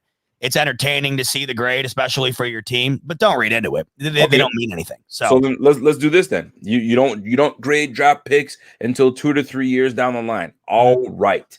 So let's grade the draft class of 2018. Let's do it. Okay. Are you in for that? Point. Right? That's if we're gonna grade, we got to grade somewhere. So how do we feel about the 2018 draft class? So round 1, we took Josh Allen. I think it's a hit. It's a success. Mm-hmm. We nailed that one. Would you agree? I would say so. I would say so. All right. So here's the tricky one. Tremaine Edmonds. Yes. Did we nail that one? He's started ever since we've drafted him. They just gave him his 5th-year option. So clearly they want to keep him around. I would say when you're getting that much production out of your guy, you want to say now as far as the way you nailed Josh Allen, maybe not, but as far as getting a guy who has definitely contributed very much so to your team, yes, I would say yes. I'm with you. you picked up the fifth option. Normally you don't pick up a fifth option if you don't have plans to kind of retain this guy or you want to see 100%. more of this guy, right? You're going to give this guy almost $13 million. Yep. You like him, okay? And he's He's only 21, 22 years old, just turned 22. They see a lot of good things happening for Tremaine Edmunds. We agree. Let's now go to the third one. This is where it gets a little tricky. Mm-hmm. This is someone you interviewed, my good friend. He's my guy. Yeah. So Harrison Phillips. Yeah, that's a tricky one. It is. I mean, I like Harrison Phillips. I think I think this is the year that I need to see a lot more. Last year he was coming back from his injury, so you never really get back into back into shape the way you want to. Going into this year 4, I think this is where we see what Phillips is about. How are you feeling on Phillips? Totally agree. And I mean, he knows that more than anyone. I mean, he told me this is contract year. I got a lot to prove. It's really tough for me to get into him in that regard because the amount of injuries that he has sustained is unbelievable. I mean, it's crazy that he's had to undergo as much as he's had. I mean, he had to get surgery on both ACLs, I believe, or maybe it was both knees. I forget. Don't quote me on the exact part of his body, but I know he had to get a dual surgery at one point. Tough. I mean, you're talking third round. Harrison Phillips, yeah, I agree with you. He's got stuff to prove here in year 4. But, round 3 at D tackle, I'll take what we've gotten out of Harrison Phillips thus far, and we'll see what he brings next season. I wouldn't say that I'm knocking down the Bills any points because of Harrison Phillips. I think you would know if you didn't like Harrison Phillips. I think you would know. You would definitely say, I'm good on him. But that's a good point. Because we feel that this is the year that he knows it, and he knows it as well. Mm-hmm. This year 4 is going to be huge. Starla Tule, Harrison Phillips, Ed Oliver, Butler's in there. F.A. Obata is going to be in the mix. I mean, so it's going to be super interesting to see how this plays out. I'm looking forward to seeing what he does in year 4. I liked him come out of Stanford, man. This guy was hard to block, right? His hand placement and movement and swing move, all that was great. So I'd like to see more of that going into year 4, a healthy year 4. Let's move on. So we go round 4, Tryon Johnson. Oh, God. I mean, right? He's got one of the greatest plays in the history of the Buffalo Bills franchise in round 4. I mean, A+. And it wasn't just that he had that play against the Ravens. He also had one against the Pittsburgh Steelers in a huge moment. I mean, I don't care what he does the rest of his career. Tryon Johnson will always be a legend in Buffalo for what he did against Baltimore. And out of round 4, I mean, you got to give 2 thumbs up there. I agree. I mean, he's got some moments where coverage isn't the greatest on covering in the slot, but you can count on him to help and support in the run. Mm-hmm. And that's one thing that we lacked very much so. So Tryon Johnson, TJ, I'm with it. Let's move on to Wyatt Teller. Wyatt Teller is one of the best guards in the game. We traded him, but he was drafted to be part of the Bills, and he's primo, right? So right now, some Bills fans are like, man, we should have got rid of him. We should have kept him. Oh, what was Bean thinking?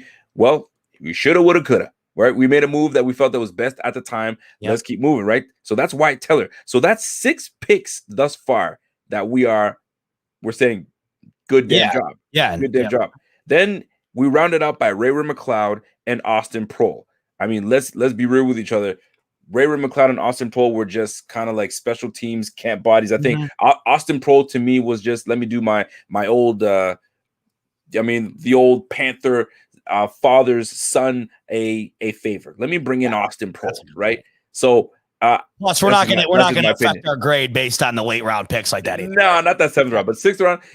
Ray McLeod. I mean, some people were a fan of Ray McLeod. Yeah, they were a fan, but the drops kept on happening. You know what I'm saying? And it just didn't pan out, and then he got shipped out. Then we brought him back, and then he was out. But for the most part, this draft class, what would you grade it? I mean, dude, that's an A. And that's an A. That is an A class, and Josh Allen alone would propel that. Here's the deal: a franchise quarterback can take the worst draft class on planet Earth and make it an A because that is your entire team. The New York Jets arguably haven't had a franchise quarterback. Name it. I mean, seriously, name it. The Chicago Bears, they're hoping Justin Fields. They haven't had a franchise quarterback in 40 years. When you nail a guy like Josh Allen, plus you get those ancillary pieces like an Edmonds, right? Like a Harrison Phillips, Tryon Johnson, who makes 2 game-altering plays, one in which that'll go down as one of the greatest in the franchise history. Dude, that is about as good of an A-class draft as you're going to find. That's an A. Now, let's go the year prior to that, 2017. Mm-hmm. This is going to be a little different, right? So we go in with first-year head coach and first-year GM, but GM wasn't quite there yet, right? It was still the regime of what's my guy, Doug Whaley. Yep. Right. Doug Whaley. That whole transition was a weird one, right? Mm-hmm. So Tre'Davious, some people want to say that was all Whaley. Some folks are saying that has nothing to do with Whaley. That was all McDermott. All right. So let's just go with this was all McDermott. For those that want to say this was McDermott's class, fine. This was McDermott's class. We'll give you McDermott's class. Here we go. Tre'Davious White. Great pick. All pro. One of the best corners in the game. Paid like it. We're not even discussing that. Legit. Second pick. Do you remember who that was? Oh, Zay Jones. Zay Jones. Who? Zay Jones. So Zay Jones. I'm good on that. Yeah, I'm good on that too. Bust. He's a bum. He's out of here. I don't know if he's still in the league. Is he still with the Raiders? Did the Raiders cut him or is he still on the team? I was just going to say, if he's not with the Raiders, I don't know where he is. Who knows? But nice kid. Not gonna poo-poo on the individual he is. But when it comes to him on the field, his confidence was not happening, right? So Zay Jones, not so much. Deion Dawkins, second contract, right? He's our left tackle. That boy is a pillar in the Buffalo, on this Buffalo team, in this Buffalo community. Yep. They freaking love him, right? We're good with that. Matt Milano. Can't beat it in the 5th round, man. You can't beat it in the 5th round. That's what I'm talking about, right? So we had a first pick. We had 2 second picks because we moved up in the second round. And then we got Matt Milano. And then it tailors off to Nate Peterman. Right? A+. A+. And then Tanner Vallejo. I think he's with the Browns right now. I have no idea. So what would you grade that draft class? So you have to give a bit more credit to this draft for finding Matt Milano in the 5th round, right? Yep. Zay Jones, yeah, it really knocks you down a grade in the 2nd round. But when you do get Deion Dawkins, who you get a second contract out of, that helps it out. You get one of the best players in the league in Tre'Davious White late in the 1st round. And then, Nathan, that to me, that's a B draft. B draft. B to B plus. I would agree. I would leave it as a B. Not a B plus. Right. B's perfect. B's perfect. I wouldn't go B minus. I mean, you could go if you wanted to give him a minus grade with a Tanner and Nathan Peterman. Yeah. But you make up for it with Milano, Deion Dawkins, and Tre'Davious White.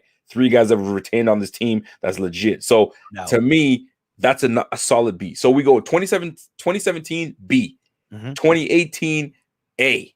Well, you got to also remember that's the first year with a new coach too. That's never easy, and to get 3 guys who are still a huge part of your team. I mean, that's why people argue that it wasn't all McDermott.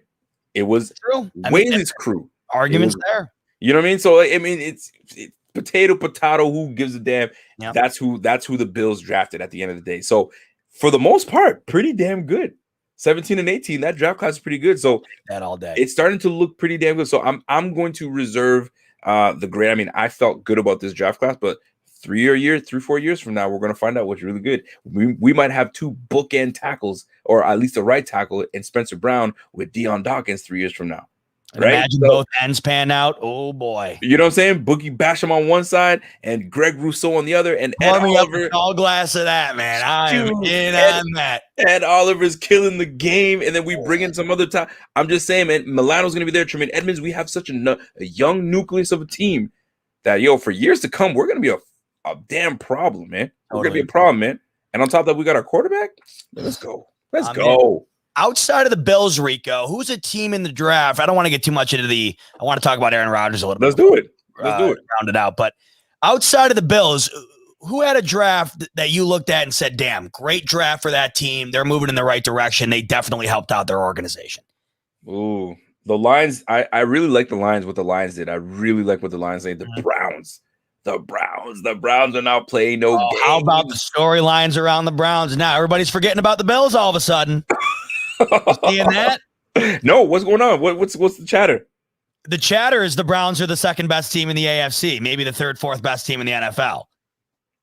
Oh, Mike Greenberg said this morning that they are the clear-cut second best team behind the Chiefs in the AFC, and he even specifically said, including Buffalo.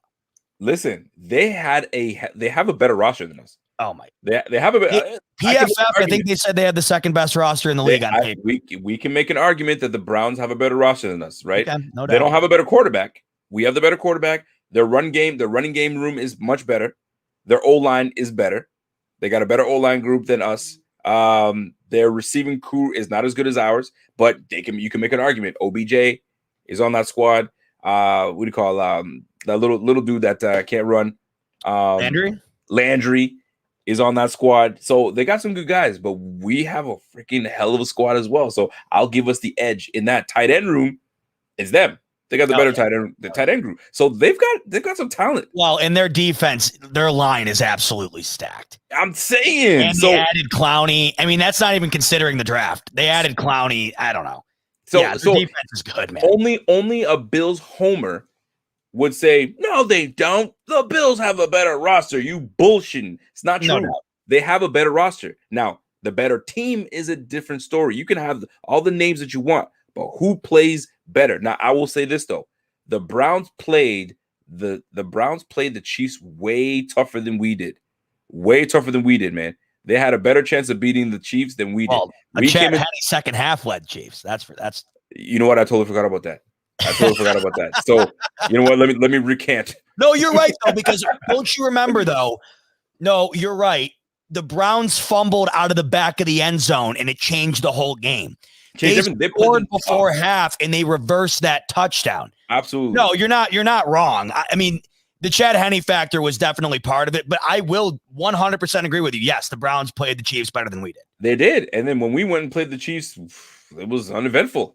I mean, I think the biggest play of that game, if you remember, was that screen play to Singletary, and he dropped that. That was a big momentum killer because the game was still within reach, and we were moving. We could have moved, and that was it. It was over with.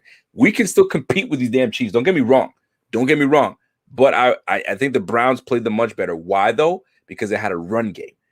Kareem Hunt was running. Nick Chubb was running the heck of that run. Best dual-edged run game. Dude, the Chiefs had a hard time stopping the run game, and not to mention that O-line made a big difference. So that's why. Why do you think we improved on our O-line? We needed some nastiness because we couldn't run the goddamn rock. So look for a what's the best way to put it? Look for a resurgence in this O-line this year, a little bit more urgency to get this run game going so we can have a more of a balanced offense. Maybe we'll pass more, 60-40, maybe 55-40, but I think that we're going to want to see a little more balance, like the Browns had balance. So we'll see, man. We'll see. Why do you feel? Because I said the Browns. I think the Browns did really well. I mean, I didn't look. I didn't tell you what they did. Let me go and show you what these Browns did, unless you have it up there. I was actually looking into it right now, but I'm glad you brought up the Browns because they're no joke. Like they're no joke. Like the classic, the Browns is the Browns. That was said by no more. What's his face from the Steelers there? TikTok. TikTok boy, Juju. Yeah, sorry. Juju. Yeah. The Browns is the Browns, and they go out and trounce them. The Browns are their roster. If you look it up on paper, PFF, it is the second best in the league. I mean, they are absolutely stacked. No question. And they also have your boy Wyatt Teller that we were just talking about. I'm saying, man. And let's run through the list of it, right? Round one, they go and grab one of the best corners of the game in Greg Newsome, right? Round two, they get JOK. Come on, man. And you want to know what I thought? How about we got dogged for JOK and guess what? Yo, I forgot to text you. I couldn't believe it. We got ripped for that. Did you save that mock? Yeah, I have it. I'd love to go through that mock to see how close we were, right? So Greg Newsome, one of the best corners in the game, in the draft. Then they got JOK, one of the more versatile freak athletes in this draft that should have been a first rounder. And he dropped, and then they dropped to the second round, right? Because of a heart issue that he was happening. Not only that, they get Anthony Schwartz, a freaking speedster of a slot receiver. Are you kidding me? And then they get James Hudson, lineman. Tommy Tagoya, I think it's Tagoya DT. Tony Fields, the linebacker Tony Fields. And then they get Demetric Felton to round it out. Dude, they had a hell of a draft, man. And then OBJ comes back from injury. You have probably the best dual-wheeled run game in the league. I'm not. Don't think for a second I'm sitting here and overlooking the Browns this year. You are spot on. They had an incredible draft, and you link that with the offseason they had as well. You have to love it, though. I mean, the fact that we're even having this conversation just brings a smile to my face. The Bills and the Browns being talked about is who is going to earn the right for second or first best team in the AFC. I mean, you would have been looked at like you had 3 heads, 12 eyes, and 86 legs. If you said that 10 years, I mean, that's just where we're at. It's great. The Bills and Browns. You can't talk about the AFC East, AFC without talking about the Bills and Browns. You damn right. Doubt. Jeff King, my man, Jeff King. Appreciate you. It's my hopes we have a full off season of these guys playing together and the D coming back to form right off the bat. Basham will be an instant impact player, I'm guessing. Great show, you guys. Now let's effing go this year. Go Bills. Man, I couldn't have said that better myself, Jeff. You're damn right, Jeff King. He's right up there. He's high on Basham with you, Rico. I mean, he's really thinking he's going to be the guy to come in and get things done. Basham's the real deal, man. You watch the film on Basham. You go watch the film. Don't just watch highlights, folks. Highlights is cool, man, but it's meant to show you the good stuff. Go watch some film. This guy, one thing I'll tell you this. When you watch film on this guy, so you have a great tackle that stymies your first rush move. He never stops. You stymie my first rush move, okay, I'm spinning back to inside. His motor doesn't stop. So that's the type of shit you need in this league, man. Your motor don't stop, and you have a bevy of moves. If it's not one, you got another. Fam, I'm telling you right now, Boogie Basham might be he's going to be a name that we'll be saying quite often this year. At least I hope. That's what I hope, and that's what I see on film. So I'm right with my guy Jeff King, man. Boogie Basham is going to be a serious player for us this year. Jeff, really, really appreciate the super chat. Speaking of super chats, I just got dogged by my own girlfriend. She super chatted earlier and I didn't read it off. I just looked in the corner of my computer and she goes, I didn't get a shout out for my donation, so I would please like a refund. I am in the doghouse, Rico. That's yo. My girl said, "Give me my refund." You ain't getting. She's pissed. I'm not going to ignore my man Antoine Williams though. He comes in super chat. We should have made a move for Kareem Hunt. Kareem Hunt doesn't really seem like he'd be a real good culture fit over in Buffalo. Your thoughts, Rico? I hate when people say people are not going to be a culture fit. It's not about the person. Like, he's not going to come in and change the culture. If the culture's already there, he's just got to conform. Yeah, no different than when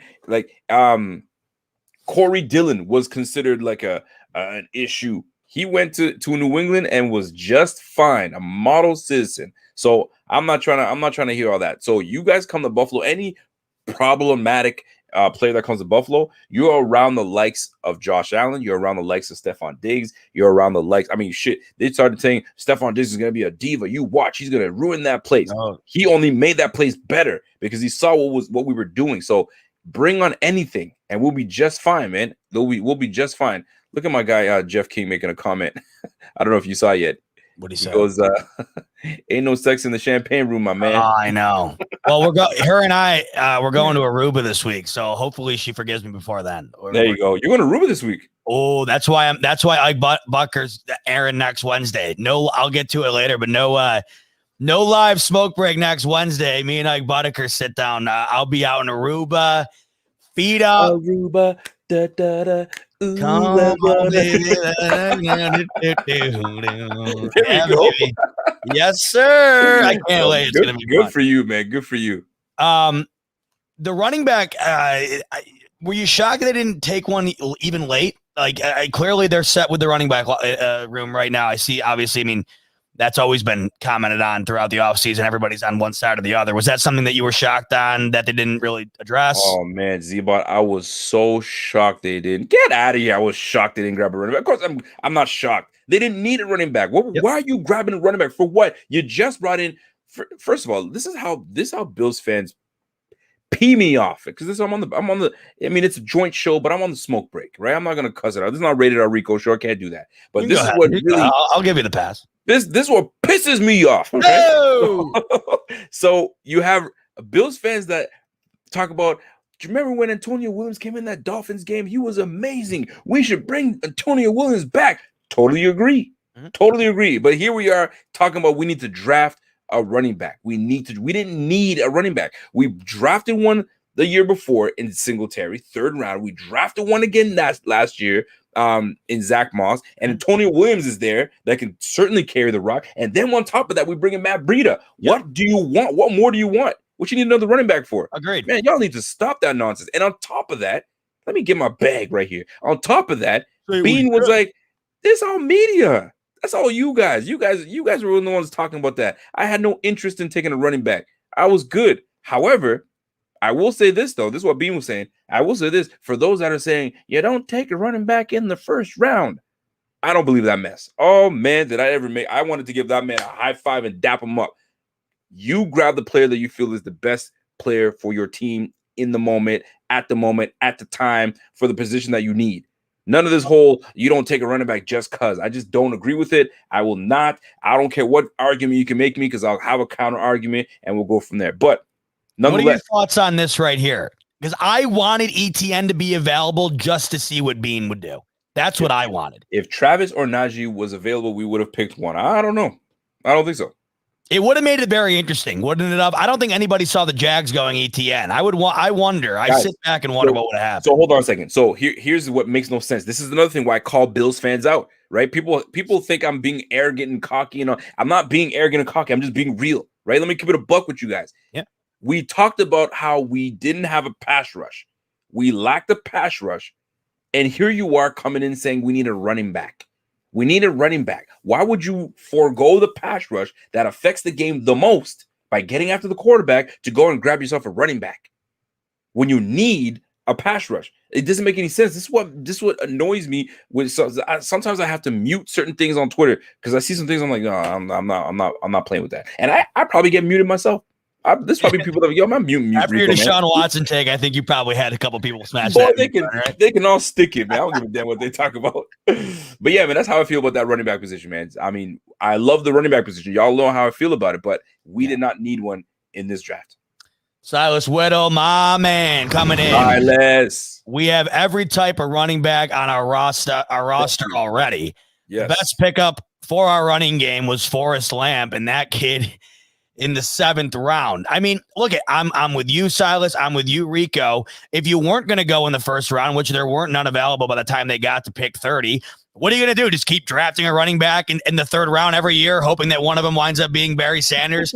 You're fine. You have a deep running back locker room. You address the offensive line, and you and I have talked about this. We've seen what Devin Singletary is capable of. So give him the holes to run through, and he's going to be capable of doing so. So I agree. And the 1st round, the drafting a running back in the 1st round isn't awful. It's drafting it where the Giants did at Saquon Barkley at 2. That's what's awful. You don't do that. But for the Steelers to go at 24, I kind of liked what the Jags did at 25 with ETN. You already bring in a player that has helped Trevor Lawrence tremendously throughout his career right into their professional career together. Right. Plus, Urban Meyer is a college coach who's going to be running a college system. You have 2 of the best players at their respective positions on the same team. I actually loved the strategy, and I didn't think there was anybody who really saw that coming. So I was going to ask you, what did you – because you asked me about the and we'll get to the Aaron Rodgers talk because I'm very interested in that chatter as well. But you asked me about what team stood out to you that had a really solid draft. Which team stood out to you? There's 2, and it's not for any crazy reasons other than I just like what they were able to pull off in the 1st round. For starters, the Chicago Bears. They owned up, realized Mitch Trubisky was not the guy. Despite making the playoffs last year and multiple years under Matt Nagy, they still move off of Mitch Trubisky, who is now a Buffalo Bill, realize he is not the franchise guy, and they make moves to get up and get Justin Fields. You have to remember the Chicago Bears have not had a franchise quarterback in decades. And we know what that's like, Bills fans. We understand what it is like to not have a guy to build around.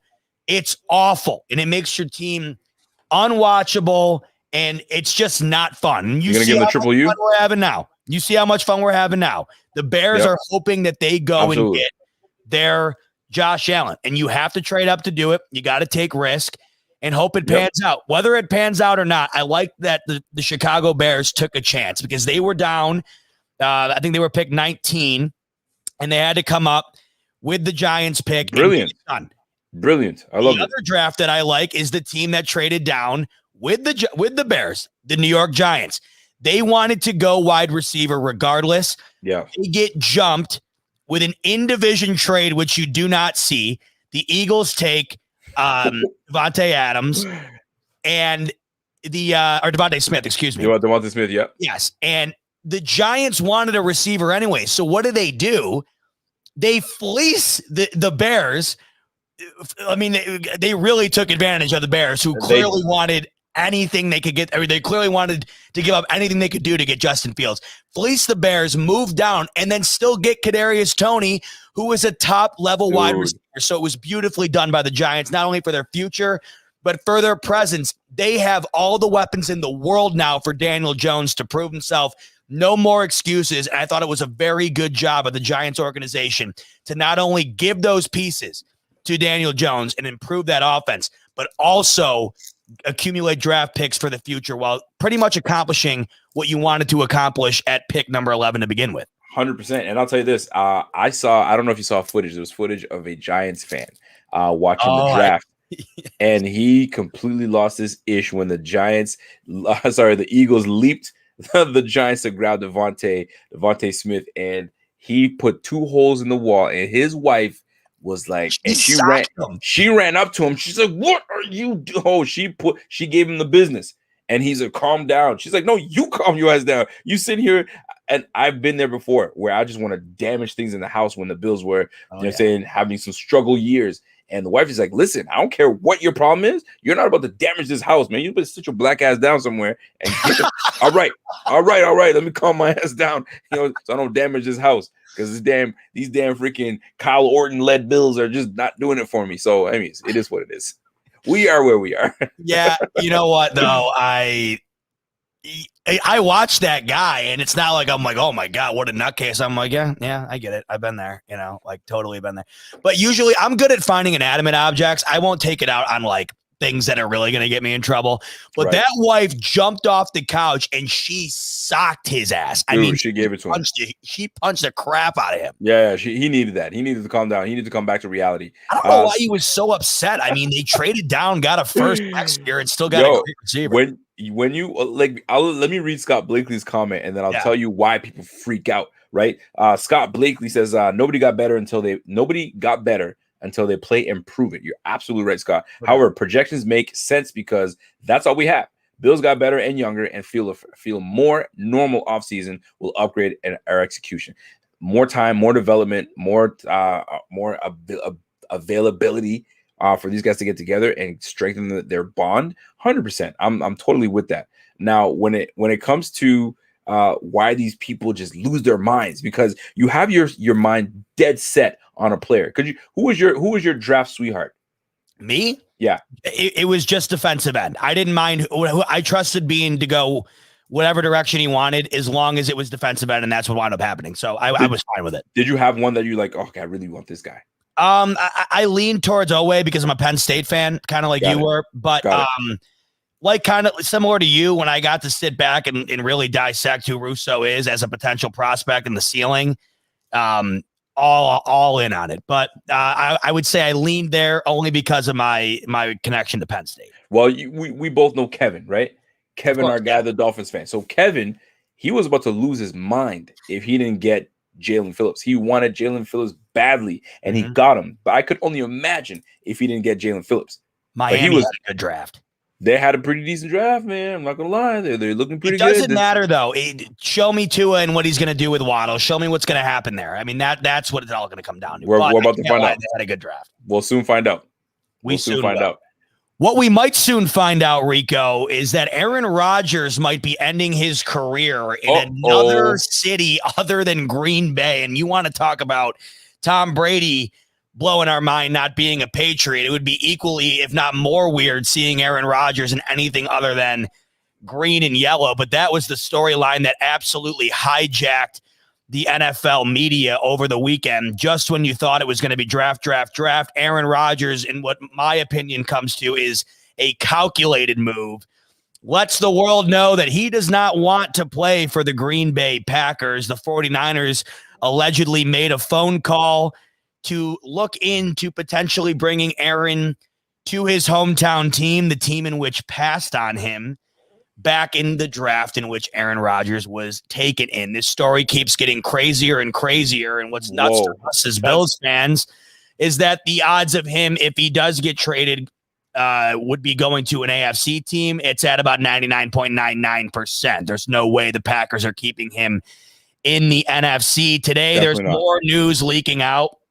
There was a group message that was apparently leaked where Aaron Rodgers compared Brian Gutekunst, who is the GM of the Green Bay Packers, to the GM of the 90s Chicago Bulls, who everybody knows was meddling within that organization, and Michael Jordan, who was the Aaron Rodgers, of course, of the Bulls.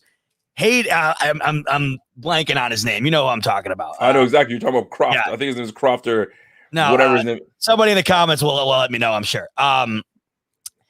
Yes, so that came out, right? And then there was another story where there was a close friend, Aaron, who said that there's a 2% chance that Aaron Rodgers winds up being a Green Bay Packer again this year. Thank you, Mohammed. Jerry Krause, yes. You were close with the Croft. Yeah, I blanked on that. So you don't want to be connected to Jerry Krause. If you watch the Last Dance documentary, that was like a whole episode. Jerry Krause. I haven't even watched that yet. How the hell have you not seen that? I have not watched that yet. I'm Team Kobe. I'm not pressed to go watch Jordan. Good too. So it's going to be interesting. But dude, I don't care if you've never watched an NBA game in your life. I'm not even an NBA guy. It was one of the coolest documentaries ever. I plan to. I heard it was amazing. Do it. All right. So Rico, let's just dive into this because this right now is the biggest story in all of sports. Aaron Rodgers. Let's talk for a second about how we got to this point. Okay. So Aaron Rodgers, he's entering his 17th year with the Green Bay Packers, just completed his 16th. And of course he wound up being the NFL MVP. This comes a year after the Green Bay Packers trade up into the first round to draft Jordan Love, who is of course slated to inevitably be the replacement for Aaron Rodgers, who is he's not shy to replacements. He was drafted to be the replacement of Brett Favre. He knows how these things work. Yeah. Goes out, wins the MVP, and now all he wants is a restructured contract. He's not going to get it, so it seems. And now it's basically like a public divorce between the Green Bay Packers organization and Aaron Rodgers. Give me your take on the whole thing, Rico. There's a lot to get into here. We won't get into all of it, but the overall schematics of the Aaron Rodgers Green Bay Packers relationship. What is your take on it, and what do you think winds up happening? Listen, I'm all for communication between front office and franchise player. Said franchise player, especially the quarterback. Some people don't feel that way. They feel like you sign a contract, shut up and just play. We'll do all the stuff that we need to do. Absolutely. Stop whining and just play, right? And the players are like, hold on a second. You're making decisions that affects me because you're not putting the proper people on the field in order for me to succeed. Or you're drafting a quarterback. I'm your guy. Why are you drafting a first-round quarterback for that you traded up for? Like, what is that about? You guys trying to ship me out? Right? So did they do this without talking to him? It just sometimes he was not made aware that they were drafting Jordan. Arguments and tiffs or whatever can completely be avoided with a simple phone call or a text communication. I don't know if it's because it's a league full of men, a league full of alphas that they don't feel that they need to talk to anybody. Man, just communicate. Rodgers will probably be a happy guy had you just told him what was going on. Now, this is not just as Jordan Love. This goes beyond Jordan Love. Yes. Alex Van Pelt, when they did not retain the services of Alex Van Pelt, his quarterback coach. I have a friend of mine that's a Packers fan, so he gives me all the goods, right? So Alex Van Pelt doesn't get retained, right? He's like, why didn't you guys keep him? Right? That's a problem. That's my quarterback coach. That's the guy that I have the best relationship with. They're like, nah, it's not happening. Now, maybe Alex Van Pelt had other plans. He wants to be a coach somewhere, whatever the case is. That happened. Then Jordy Nelson gets released, right? That wasn't great, but Jordy Nelson fell off a cliff after that. So that was the probably best move. But Jordy Nelson, his best target, gone. So there was several moves, little moves here and there that Rodgers felt that, man, what are y'all doing? Then they let go of Kumaro. Who, first of all, Kumaro is Kumaro. What you get mad for that they let go of Kumaro? But because he's just finding anything to get mad about at this point. That's what it's come to. So now I'm giving you guys those points. But at the end of the day, the way that Rodgers is going about this, he looks like a sour bitch. That's what he's doing right now. Like, yo, you tripping too much right now. So the GM now and here's where I have the problem. He's trying to push to get the GM fired. For what? For him doing his job? You know what I'm saying he's trying to protect himself, because if he doesn't draft a quarterback to take over for you, they're going to be in the basement for a long time. He's got to make sure that he has a succession plan for when you leave. It just makes sense. Did they call him and tell him that they're going to do that? Who knows? But he feels some type of way. But the way he's going about this is a no-no for me. Packers fans right now are not happy. He was at a Brewers game, a Milwaukee Brewers. Did I get that right? Yeah, a Milwaukee Brewers game, and they or the name, he was either there or he was they at the mentioned Kentucky Derby. The Kentucky Derby. Is it the Kentucky Derby? Yes. Was it was in Milwaukee? Yes. Or I don't know what somewhere. it was. Kentucky. It was in Kentucky. Whatever. I think. I don't know. The mention of that man's name, boom! A bunch of Packers fans, Milwaukee people, they booed him. He has turned people off of him. And I would not be surprised if they shipped him. And if they're going to ship him somewhere, ship him to a place that has absolutely nothing. And make this guy. You want to be that guy? You think you can be that guy? You're not. You're not Tom Brady. Tom Brady at least had the decency to play out his contract. And then he took off. You're trying to force your way out of here. Nah, man, I'm not falling for that. You can go. I mean, they're gonna have to find a way. What do you think? I'm curious. What do you think? Are you more team Rodgers or team Gutekunst or whatever that guy's name? That's a horrible last name, by the way. It's a tough one. This is where I'm at, and this is why this story is so intriguing to me. For starters, how the Packers allowed it to get to this point is laughable. It is absolutely atrocious. Aaron Rodgers is one of the greatest quarterbacks of all time. You get on your knees and do as he says within reason. You take care of your guy. There's only so many Aaron Rodgers that will ever enter within the league, and you've had him for 16 years. All he wants is to be adequately taken care of. You draft his replacement without telling him, and I understand that that's going to piss him off, rightfully so, but he goes out and wins the MVP. It's in that moment that as the Packers organization, you need to publicly address the fact that he has earned the right to remain the Packers quarterback for an extended period of time, not a year-to-year basis. He goes out and wins the MVP. You're not getting an MVP out of Jordan Love. So go and address the fact that, hey, we did get Jordan Love. We wanted to bring in depth at the quarterback position, but we understand that Aaron Rodgers is still and will always still be our guy, and we are going to do everything that we can to make this right. But now Aaron Rodgers is throwing salt into the wound. So now it's at the point where you can't be on anybody's side. The Packers started the fight, and Rodgers is now throwing blows right back. When you are calculating your move to leave Green Bay the day of the draft, right? Your entire organization is focused on making the team better. I cannot think of a more petty move. Now, everybody's saying that he had nothing to do with it. I don't know if I buy that, but either way, it happened the way it happened, and Aaron Rodgers, I'm sure, has some sort of responsibility within that move, whether it's large or small. But here's what it all comes down to. The relationship is beyond repair. Can you possibly see Aaron Rodgers coming back and mending this situation? I don't. The Denver Broncos seem to be the leader in the clubhouse right now as far as the team that takes him off the Packers' hands. I don't know what to think about this whole thing. It is crazy.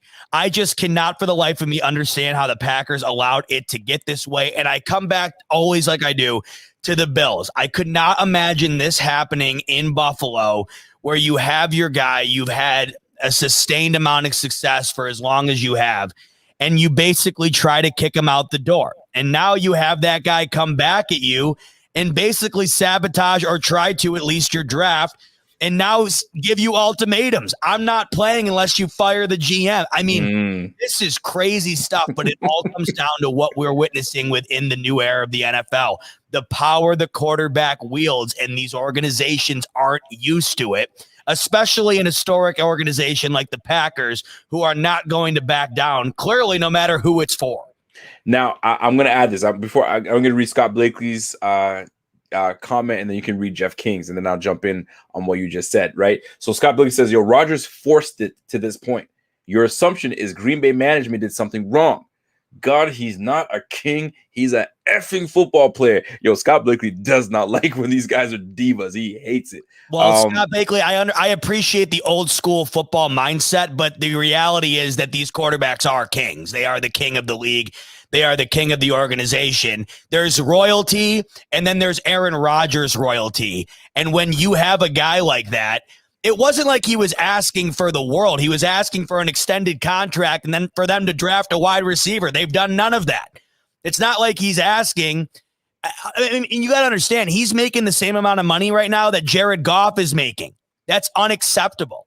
So I don't think his demands are particularly crazy. But I completely agree with Scott in the fact that right now, Aaron Rodgers is also to blame almost as equally, because he's going about this in a very wrong way. And it doesn't look good on his part. It doesn't look good on Green Bay's part. And that, to me, is why I don't think this relationship is salvageable.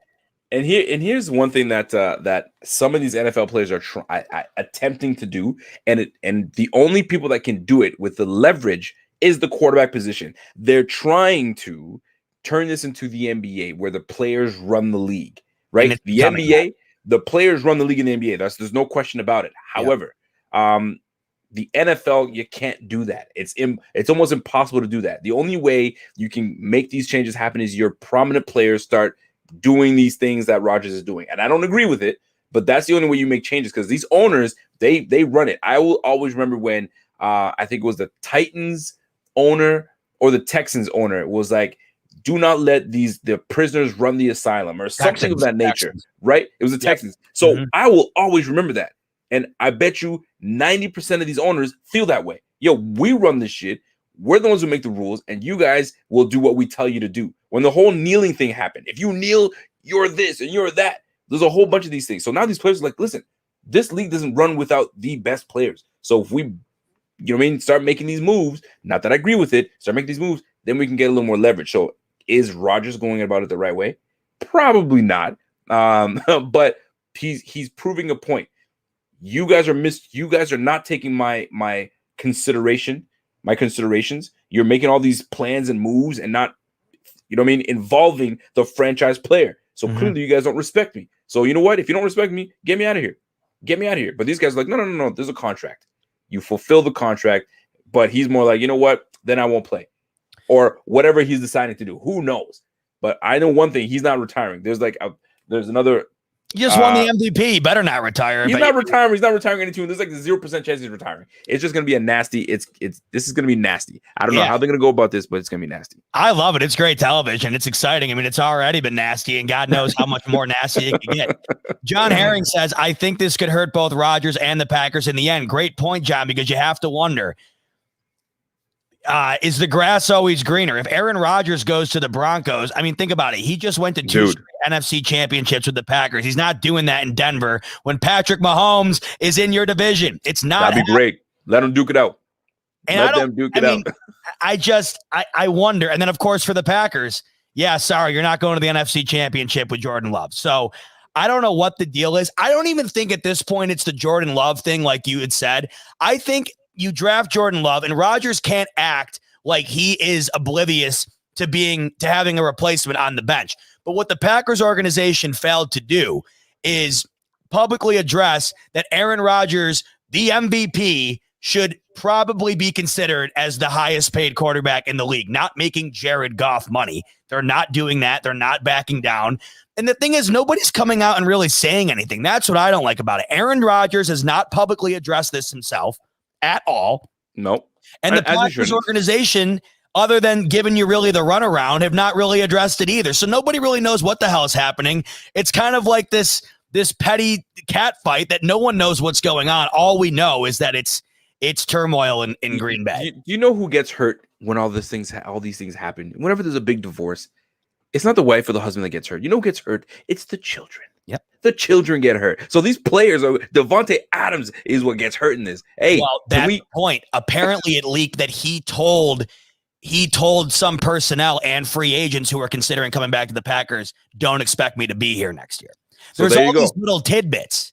See? So you're about to Rodgers is about to ruin this team, man. If Adams hears that he's not coming back, what's the point of me being here? You want me to be with Jordan Love? I've seen him in practice. No, thank you. Send me off somewhere else. And now that's how your team implodes. Well, and speaking of Devontae Adams, I'm pretty sure it was him who tweeted out, like, I forget the exact quote, but it was like, appreciate what you got while you got it. And Aaron Rodgers favorited it. So I bet he did. Jeff King. What's going on, Jeff King? The King goes, guys, thank you. Catch you down the road. Great show. Glad I was able to catch it. Let's effing go. Buffalo creeping. Yeah. Oh my. Right toward the Super Bowl. We be well, folks. Jeff King's always a fan favorite. What's going on, Jeff? He is the man. Now, Turner too coming in. What's Sheed is in the building. The Kevin Samuels of football. Huge stuff. The Kevin Samuels. Yo, I like Sheed, man. Sheed's a funny. Love that. Yo, Sheed. Actually, I gotta say, Sheed. Apparently, they're trying to make a battle with Umar Johnson and Kevin Samuels. I would sign up for that. I would sign up for that. I just can't get over this whole thing, Rico. I mean, and you want to know what it is? Like, it's not like this isn't the first time we're seeing this. We saw it with Brady. We saw it with Russell Wilson earlier in the offseason here. Mm-hmm. We saw it a little bit with Rodgers, and now the doors have busted open on this Rodgers scenario. So the quarterbacks run this league. That's what it comes down to. They really do. And when you're at the stature that you're at, like Aaron Rodgers is. But, Aaron Rodgers, I gotta tell you, it doesn't seem like he's the easiest guy to work with either. So it doesn't seem like it's easy for either party here. No, it's not. And I'll tell you this. Remember this is what's gonna come down to, where they get tired of his antics and they're gonna be like, you know what? Screw it. I'm gonna send you to wherever, and we'll just be done with you. But we're gonna get a king's ransom in return. So when Brett Favre was going back and forth, retirement, not retirement, I'm not sure. Retirement. McCarthy was like, I'm done with this. Be gone. I'm moving on with you. I'm going with Rodgers. Rodgers is the guy. I'm going to keep going with him. So this is what it's kind of looking like, right? But I want to be out of here. I want this. I want that. They're going to be like, you know what, Jordan Love, you ready for this? Let's go. I'm going to put on my reason. He's not. That's the difference. Rodgers was ready. Was he though? Was Rodgers ready? They just threw him in the fire. They threw him in the fire and then said, let's go. From what I've heard, Jordan Love's not even close to being ready to start in the NFL. He's probably not. So that to me is where I think if you're Mike McCarthy in that situation, you're like, all right, Brett, you've been dangling the bait in front of us for a while now. We're moving on. Where with Aaron didn't do it to them. The Packers did it to him. They went and got the replacement. Right. And I think, you want to know what I think it came down to?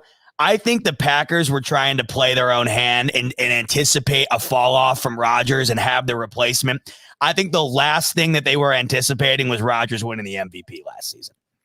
I'll tell you this, though. I bet you Rodgers, because he's got a lot of things going on right now. The Jeopardy thing. Yeah. He's doing the Jeopardy and all that stuff. Getting married.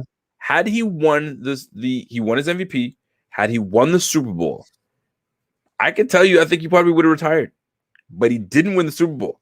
So now he's got he needs to go back and prove that he can win one more at least. But if he won it and won the MVP and won the Super Bowl, and with his distaste for this team, he would have been, you know what, I'm gone. Thank you guys. I won my Super Bowl. I'm out of here. What's amazing? What's that? That they've only won one. One. It's unbelievable. I mean, and maybe that's weighing on him, right? It's got to be tough as hell as Aaron Rodgers In the same year, your organization drafts your replacement. Brady comes to your conference, beats you at home, and then wins the Super Bowl on your watch. I mean, that's got to be demoralizing. That does hurt. That's demoralizing. And that's what makes him want to come back. Because had he won it, totally different ballgame. I beat the GOAT. Now I got my second. I got my MVP. I'm taking my bag and I'm going home. But now he's got to come back. But now it's messy. It's messy. It is. So to sum it up, Rico, your overall thought, is Rodgers a Packer week 1 or no? Oh, that's a great question, man. It's nasty. I don't know if he's, you know what? I'm going to say no. He's not a Packer week 1. He is not a Packer. Unless these guys want to, they're going to call his bluff and say, I ain't trading you and you have to fulfill your contract. You can sit there and collect dust all I care. You ain't going nowhere. You're not about to make me management, you know what I mean, ownership look terrible. You don't run this, we do. And this is where the owners have a little more power in saying, well, you're just gonna sit, right? But then now you're putting a product on the field that is not good. So now you got to weigh that out. So interesting. If you're gonna put a bad product on the field, you better get a king's ransom for Rodgers, or let him collect dust and then hold on to your pride. There's a lot of stuff that's going on, man. Some pride's got to be put aside. You know what I'm saying? And make the decision that's best for the team. But right now, it's not looking like he wants to be part of that. It's like Deshaun Watson. Is Deshaun Watson ever going to suit up for the Texans again? Or highly doubtful. Yeah. Highly doubtful. Did you say out of the NFL? I said or in the NFL. I mean, who or the hell in the NFL? No. He'll play in the off? NFL. He'll play in the NFL. But he ain't playing for the Texans. And the Packers, it doesn't seem like the Packers are going to be, shoring things up with Rodgers. So Rodgers could be gone. But we'll see. We shall see. You got to let these things play out. If I were to put my money on it, I'd say he's got one more year with the Packers. They're going to pretend like everything's okay, and then he's gone. That's my guess. I don't know right now if he really thinks that Denver is an ideal fit, and I don't know where else he'd go. I think the other team on the list was the Raiders. The Raiders, yeah. And I don't know all about that either. I also don't think the Raiders have enough to give up to get Rodgers. So that's another thing you have to consider, too. If you're Gutekunst, and you just cannot have him back, where do you send him? But you need to make it advantageous for you, but make it terrible for him.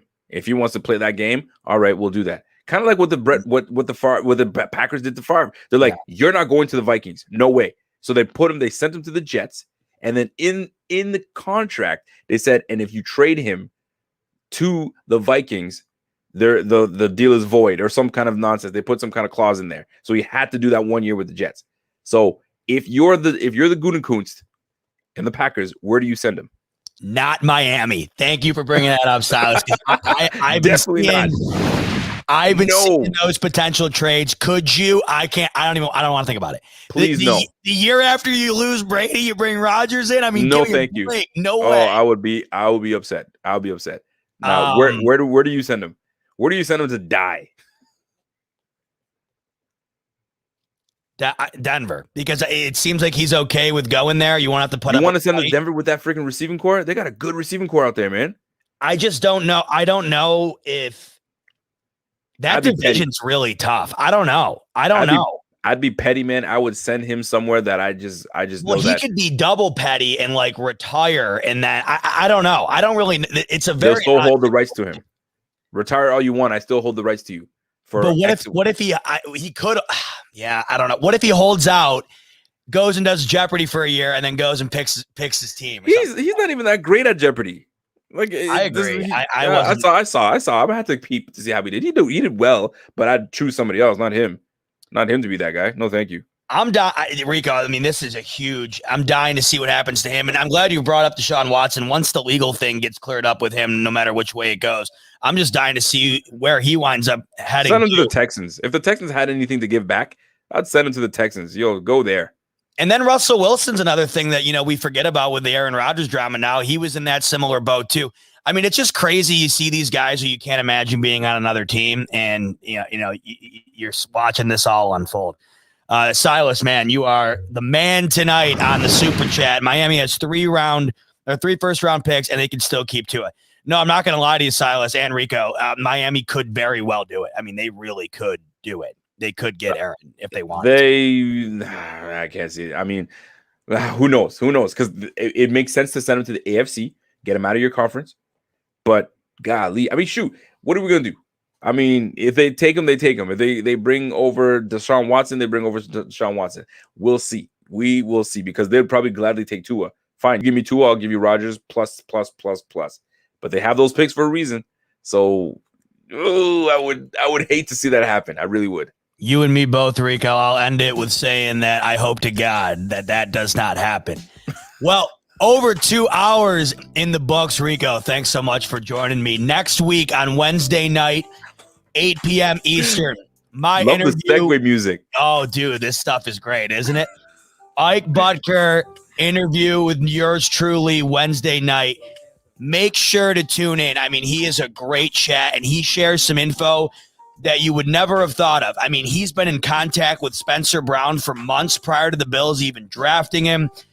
He comes out and shares his thoughts on Tremaine Edmonds. It also gives some really cool insight on the cultures outside of Buffalo, and he pretty much said that it does not get any better than Buffalo, and he doesn't want to find out if it is any better anywhere else. So really good interview. Make sure to tune in next week. I'm off to Aruba. Oh, so shit. Tune in while I'm gone. I'll be kicking my feet up, but I'll be back with you the following week. Maybe by then we'll know where Aaron Rodgers will be. Rico, what do you got going on this week? Anything fun? Listen, man, we got a Friday show. It's gonna be a packed show. I got my guy Kent Platty, the creator of the Ross score, the Ross system. He's gonna be coming on with and I got two other guests, Brock and Prep, my boys from the hometown, and they're from the Unsportsmanlike Convo. They're gonna be joining us on a Friday. It's gonna be a pack. In the words of my man Z-Bot, it's gonna be a loaded show. Loaded up. It's gonna be loaded up. We're gonna have some fun. We're gonna talk about the Bills draft once again, and get different takes from other people and how they view the Bills. So it's gonna be fun. It's gonna be fun. It's gonna be lit. And tomorrow we got the Bills guys, the Air Raid boys are gonna be doing their thing tomorrow. So it's gonna be fun, man. Listen, man, have a good time in Aruba. Thank you, sir. Me and the girlfriend celebrating 5 years together, so we're off. Golly. Are you? I mean, did she watch the show? Oh yeah, I told you she had the super chat that I okay, missed. because I was about to ask. Is there some kind of surprise happening in the Aruba trip, or just a good old time? No surprise this round, but I think next time around there's going to have to be a surprise. It's 5 years, man. So 5 years is 5 years, man. They know how to put the pressure on you, man. Hey, she's not like that. I'm putting the pressure on myself because I got to get it done. She's great, so you know how it goes. Good, man. Well, listen, you guys have a great, safe trip. Enjoy it, man. Like, dude, I envy you guys because you guys get to go and travel and do all those things. They got us locked down over here, man. Well, I'll send you some pics and you can live vicariously as you're up. I will. I definitely will. Need you guys to get out free up there. To everybody watching tonight, thanks so much for tuning in. Check out the interview with Ike Boddicker next week and get on the Rico Report Friday. He's got those loaded interviews for you. And then, of course, like you said, Air Raid Hour tomorrow. Always good stuff on Buffalo Fanatics. And before we get out of here, man, if you guys like this duo of me and Z-Bot, let us know in the comments section when it's replaying. If you like this combo of a little bit of chocolate, a little bit of vanilla, let's go. Let's get that thing popping. And we will see you next week. I'll let my guy Z-Bot let us out on a nice. Love that. Yes, like you said, let us know in the comments because like I mentioned earlier, Rico and I would love to keep bringing this to you once a month at least. We love getting together. We have a blast. I mean, look at 2 hours in, and it felt like 10 minutes. That's the way it goes when we hop on, so I love it. I'm going to serenade out of here. I'm off to Aruba. Thanks for tuning in. Love you guys. Appreciate the time. And as always, go Bills. Go Bills.